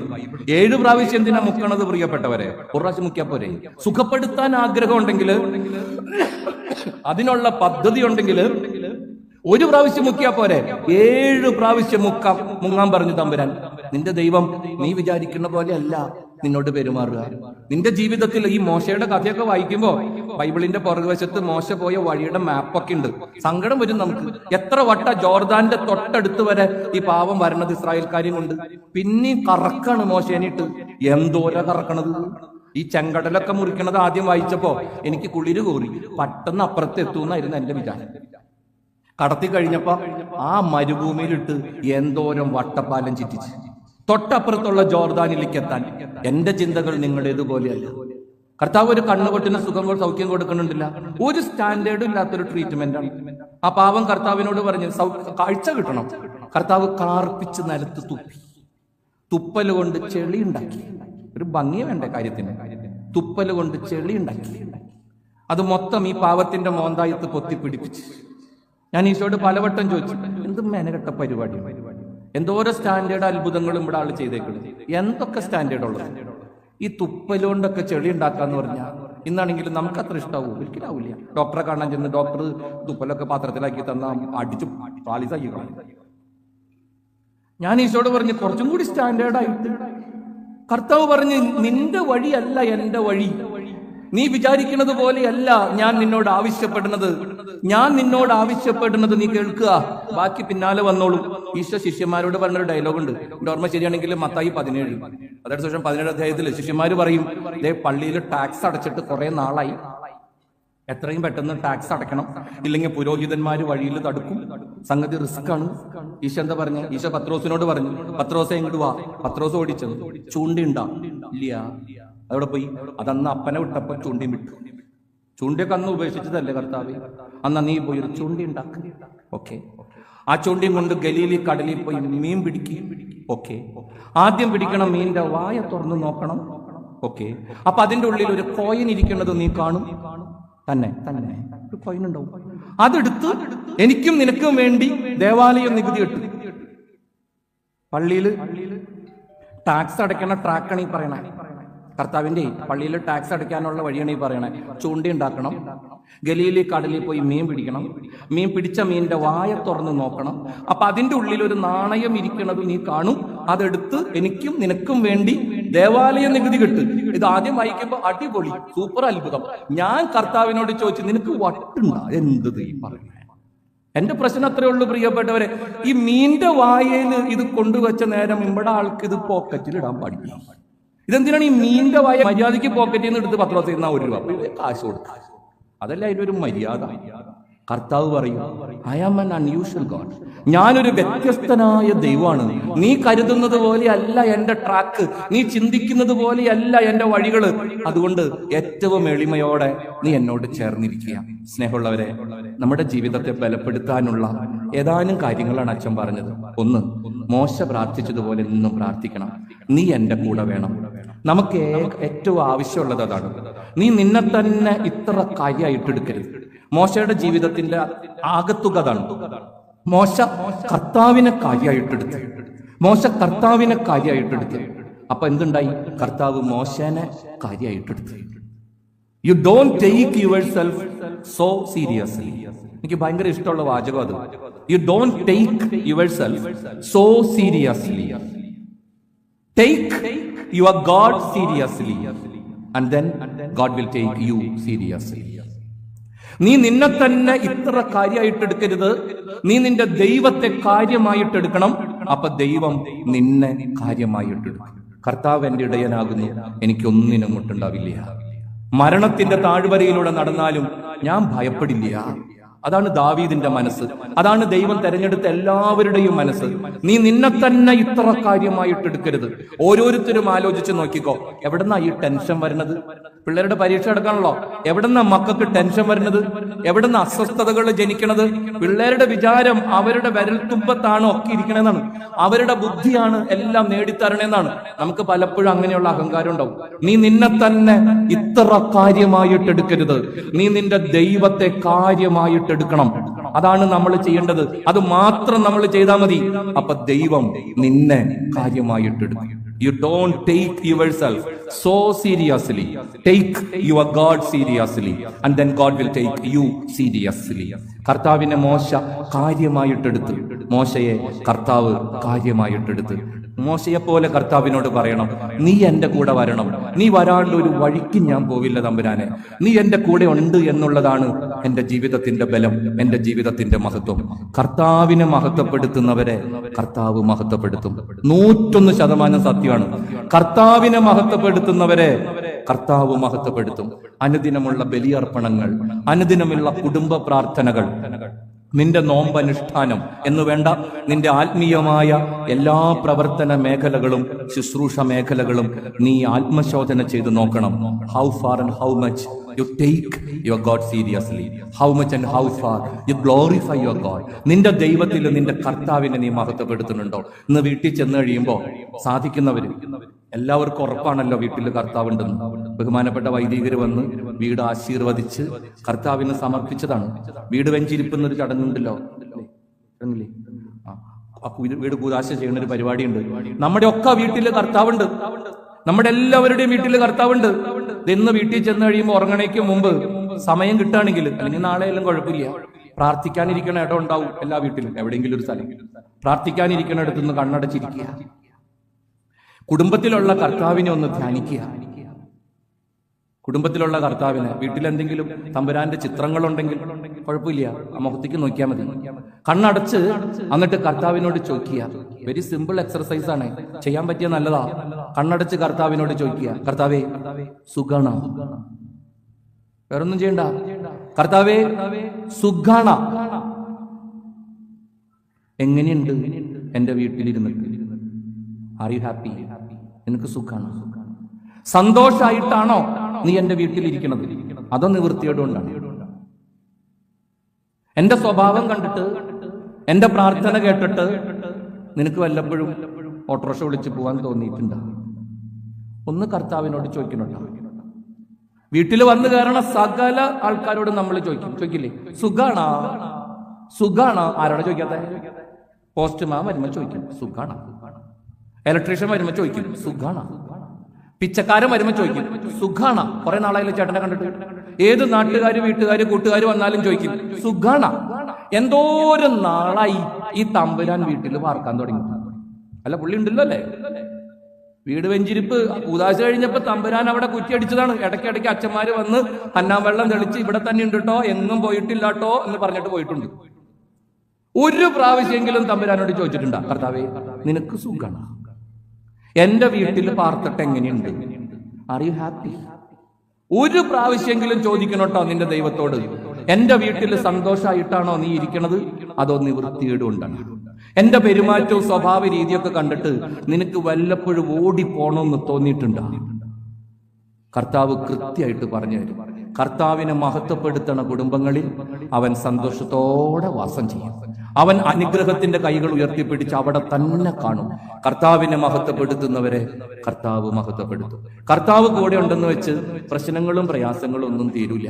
പക്ഷെ അതുക്കും മേലെ നിനക്കൊരു കർത്താവ് ഉണ്ടെന്ന് നീ ഓർക്കണം. എന്തൊക്കെ പ്രശ്നവും പ്രയാസം ഉണ്ടായാലും നിന്നെ അറിഞ്ഞ്, നിന്നെ സ്നേഹിച്ച് നിന്റെ കൂടെ നടക്കണ ഒരു ദൈവമുണ്ട്. വീഞ്ഞു തീർന്നു പോയാലും, വഞ്ചിയിൽ വെള്ളം കയറിയാലും, ആരൊക്കെ രോഗം വന്ന് ചത്തുപോയാലും അതിനെയെല്ലാം സുന്ദരമാക്കി മാറ്റാൻ, മനോഹരമാക്കി തീർക്കാൻ കെൽപ്പുള്ള ഒരു കർത്താവിന്റെ സാന്നിധ്യം നീ അറിയണം, അനുഭവിക്കണം.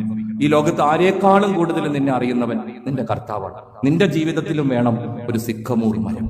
അതെന്താണെന്ന് കണ്ടെത്തണം. കർത്താവിനോട് ഹൃദയപൂർവ്വം അതിനുള്ള കൃപയ്ക്ക് വേണ്ടി പ്രാർത്ഥിക്കാം. ഒരു നിമിഷം കണ്ണുകൾ അടയ്ക്കാം. നമുക്ക് കണ്ണുകൾ അടയ്ക്കാം. ഇഷ്ടമുള്ള കർത്താവിന്റെ രൂപം മനസ്സിൽ ധ്യാനിക്കാം. ദൈവമേ, നീ എന്റെ ചാരത്തുണ്ടെന്നും, നീ എന്റെ ഉള്ളിലുണ്ടെന്നും, നീ എന്നിൽ വസിക്കുന്നുവെന്നും പലവട്ടം ഞാൻ ധ്യാനിച്ചിട്ടുണ്ട്. പരിശുദ്ധ കുർബാനയിലൂടെ, വിശുദ്ധ വചനങ്ങളിലൂടെ നിന്റെ നിറസാന്നിധ്യം പലവരും ഞാൻ അനുഭവിച്ചിട്ടുമുണ്ട്. എന്റെ തമ്പുരാനെ, നീ കൂടെയുണ്ടെന്നുള്ള ഉറപ്പ് ജീവിതത്തിൽ ഉണ്ടായിട്ടും എത്ര വട്ടമാണ് നിരാശയ്ക്കും അവിശ്വാസത്തിനും ഇടർച്ചകൾക്കും ഞാൻ കാരണമായിട്ടുള്ളത്. നീ കൂടെയുണ്ടെന്നുള്ള തിരിച്ചറിവ്, നിന്റെ സ്നേഹ സാന്നിധ്യത്തിന്റെ അനുഭവം പലപ്പോഴും എന്റെ മനസ്സിനെ ബലപ്പെടുത്തിയിട്ടില്ല എന്നുള്ളതാണ് സത്യം.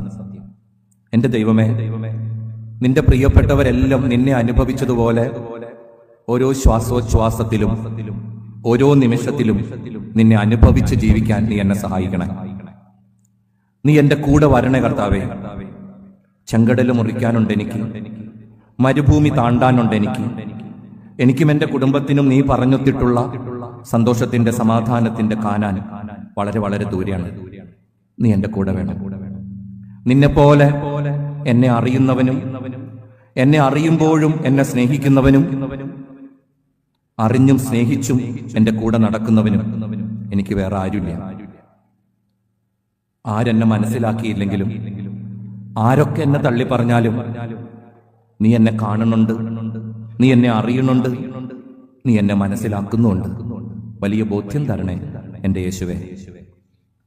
കർത്താവേ, ഞാൻ കരുതുന്നതും ചിന്തിക്കുന്നതും പോലെയല്ല നിന്റെ പദ്ധതികളും നിന്റെ പ്രവൃത്തികളും. എന്റെ മനസ്സിന് ഗ്രഹിക്കാനാവാത്തത് പലതും നീ എന്റെ ജീവിതത്തിൽ അനുവദിക്കാം. എനിക്ക് സങ്കല്പിക്കാൻ സാധിക്കാത്ത വഴികളിലൂടെ നീ എന്നെ കൊണ്ടുപോകും. അപ്പോഴെല്ലാം നീ എന്റെ ദൈവമാണെന്ന് തിരിച്ചറിയാൻ, അസാധാരണനായ ഒരു കർത്താവാണ് നീ എന്ന് മനസ്സിലാക്കാൻ നീ എന്നെ പഠിപ്പിക്കണേ. കർത്താവേ, നിന്നെ മഹത്വപ്പെടുത്താൻ, അങ്ങനെ നീ മഹത്വപ്പെടുത്തുന്ന അനുഭവം സ്വന്തമാക്കാൻ എന്നെയും എൻ്റെ പ്രിയപ്പെട്ടവരെയും നീ അനുഗ്രഹിക്കണേ. എന്നെ തന്നെ അത്രമേൽ കാര്യമായിട്ടെടുക്കാതെ നിന്നെ കാര്യമായിട്ടെടുക്കാൻ, അതുവഴി നീ കാര്യമായി എടുക്കുന്ന അനുഭവം സ്വന്തമാക്കാൻ നിന്റെ ആത്മാവിനാൽ നീ എന്നെ സഹായിക്കണേ. അവർണ്ണനീയമായ സ്നേഹത്തെ പ്രതി കർത്താവേ, നിനക്ക് മഹത്വം. ആമേൻ.